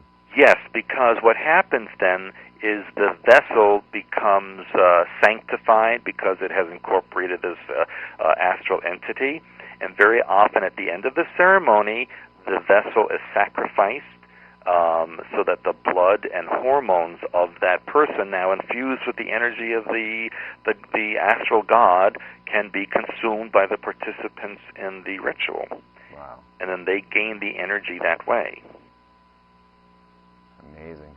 Yeah, and that is a very mild version that I'm describing to you about the kind of rituals that go on. Many of these rituals are quite complicated and intricate and involve a lot of abuse of every kind. It's hard to think that beings could do that to other beings, but that comes from a human perspective. Right, and that's the whole thing, because from the Illuminati perspective, they're doing what they consider God's work.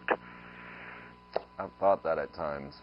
Because I look at it from a reptilian perspective. If you are an androgynous reptilian being, no sexual identity, completely neutral, to them, that means they are more like God mind than human beings, because human beings have to be sexually differentiated, whereas in non-physical reality, there is no differentiation like that, so they feel they're more advanced. Plus, reptilian genetics over time stays pretty much the same. It doesn't change, whereas mammalian genetics has to adapt through evolution over time. So from the reptilian viewpoint, they feel superior because they don't have to change, and they consider mammalians inferior because they constantly have to adapt. Right. So their agenda is to go through the universe and dominate and assimilate all these so-called inferior creatures in order to organize the universe for God mind. That's what they feel is the correct thing to do. Right. And now many of their rituals and their sacrifices are done to very specific astronomical dates or symbols. Yes. Is there a timeline that you know of? Is there something major coming here real soon? Well, you know, everybody talks about that 2012 date, which, you know, in the Mayan calendar, there were several cataclysm or ending dates over their history, but people need to realize that those dates or cataclysms were closely associated with the sunspot or solar activity. Yes. And we are now in a very major solar event, and it's in an 11-year cycle, right, which will have reached a crescendo in 2012. Right. So the government has used this as a mind control or programming icon to create fear in the population, so that between now and then they can impose certain rules and regulations that will, in the people's opinion, mitigate the damaging effects. But really, 2012 to the Illuminati is their agenda for completing the complete domination of the Earth. Yes. It has nothing to do with the end. The Earth won't end in 2012. Right. Of course not. Right. No, just the way of life will change. Correct. The way we know it. Now, with these massive solar eruptions, which were 300 times what any of the scientists had predicted, at the same time they're developing technology like HAARP and shooting ultra-low frequency waves up into the ionosphere. Yes. What do you think about HAARP? Well, you know, HAARP has many functions now. It is designed, as you mentioned, to go into the ionosphere and create a shield or electronic shield around the Earth. Has two effects: to keeps what's on the Earth in, and it keeps outside things out. So it's basically creating a force field. It's being enhanced by the chemtrails that you see pretty much every day out there, which is creating it's creating a web around the Earth that enhances the ionosphere control shield. So, and also descends viruses and bacteria to the Earth, which is really what's going on as far as species being killed and people being changed. It has something to do with global warming. There really is no global warming. That is another scam on the public to create fear. Right. In fact, I was very happy to see on the news recently that a high court judge said that Al Gore has no permission to distribute his Inconvenient Truth movie to schools because he found 9 glaring scientific errors that he wants Gore to explain. Well, wait a minute, he's going to get the Nobel Peace Prize. Well, it's, you know, the one old boy smacking the back of the other old boy. No doubt about that. You know, the Nobel Peace Prize is meaningless in my opinion. Yeah. You know, all of those are. Definitely being facetious there. Yes, absolutely. You know, the funniest thing is when Gore said that he in the movie he showed 4 polar bears that drowned in the Arctic Sea because the ice had melted and they couldn't reach the other side. That wasn't true. Those polar bears were caught up in a storm that swamped them with water and they drowned. It had nothing to do with ice. Yeah. Yeah, that when he came out and used that crane to lift himself up to make 1 point, I was like, oh yeah, this guy cares. You know, if you really cared about the environment, you wouldn't use all this crane to make a single point. I mean, that one just blew my mind. Right. Well, you know, he's also very reptilian. Yes. Mm-hmm. I see that. I mean, and even his last name is a dead giveaway. Yeah, right. So, you talked about a craft that had followed Hale-Bopp and is stationed behind the moon. Yes. We've got these reptilians coming in, and they're stationed already. This has already been a number of years. Yeah. What are they waiting on? Yeah. Well, they are waiting for the subterranean bases to open up. Now, here's something people should realize, and this is what I was told in Montauk years and years ago. We were told back in the 70s that when the volcanoes start to go off, that is the opening of the reptilian bases underneath these mountains that have been in suspended animation for eons of time, and that's they're literally blowing out the tubes so that these bases can be opened up. Wow. Back in December of 2004, both CNN and AOL on their news services said, and also the BBC reported, that yes, there was a second moon that was stationed behind our current moon. Really? And they said that they weren't sure if it was a recent addition or if it has always been there, but yes, absolutely, there was another moon there. So they point blank stated it, and then as usual, they make an announcement, and then within a few days they drop the information and it's not there anymore. I've often thought this was part of the ritual, that they would have to get our own free will acceptance to these things, and so then they put them out to us to allow us to agree, even if it's in a movie or something, and then we agree to it, and then it goes forward. It seems as if there's a free will barrier that must be crossed. That's correct, because that's their legal out. If they can always say, well, we told you what we were going to do. You know, here it was a little blurb, you know, in the back of the newspaper. It's not our fault you didn't see it. Right. You know, and if you ever watch CNN when they have that moving news sentences underneath the screen, sometimes if you watch carefully, there'll be some kind of really good information out there, and you'll go, wow, they actually said that, and then you'll never see it again. It was just that one time that they release it, and then that's it. Right. So you have to really, that's why I pay attention to those things, not because I like to watch the news, because I want to see what they're putting out there. I did a little connection with the Anna Nicole Brittany and mind control story, and in it I have a bunch of the CNN reports during the Anna Nicole scenario, and I started watching the little ticker around the bottom, and the things that pop up at just the right moment are amazing. I've watched it so many times now, just watching the ticker instead of the actual. Right. So yeah, I see what you're saying. Do you think that there's a spiritual aspect to that free will, us giving up our free will? Yeah, I think that to them, they want to believe that we are acquiescing to their superiority. And so they will have all of their agenda posted somewhere for, you know, if you want to look at it, and if you don't want to look at it, it's not their fault. And then they can always have this legal/cosmic out that says, yes, we did ask them and show them, and they agreed. They totally agreed. Yeah.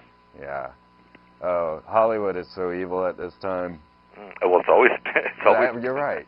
You know. You're right. And so, yeah, I worked in Hollywood a number of years, and I had a lot of clients in that industry. I still do, and they will point blank tell you about the rituals that they attend. Really? I mean, it's incredible.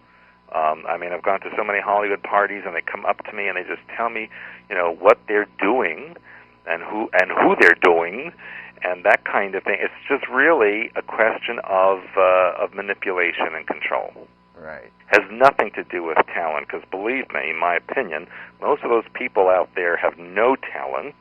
Yeah. It's just a question of they have the right genetics to be an icon for the public. Well, that would explain Keanu Reeves.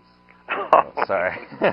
Among others, yes. Yeah. One day I was watching it, I see Sammy Davis Jr. on there with Dean Martin and Elvis Presley, and I was like, oh my God, they're all Satanists on TV. Yeah. CNN. Oh, I mean, it's just an endless tirade of, and it's like they've got us to this point where we see them so often, we start to think that that's normal. Well, correct. Absolutely correct. And you'll see, as soon as one of these famous people does something like Britney Spears shaving her head, all her followers shave their head.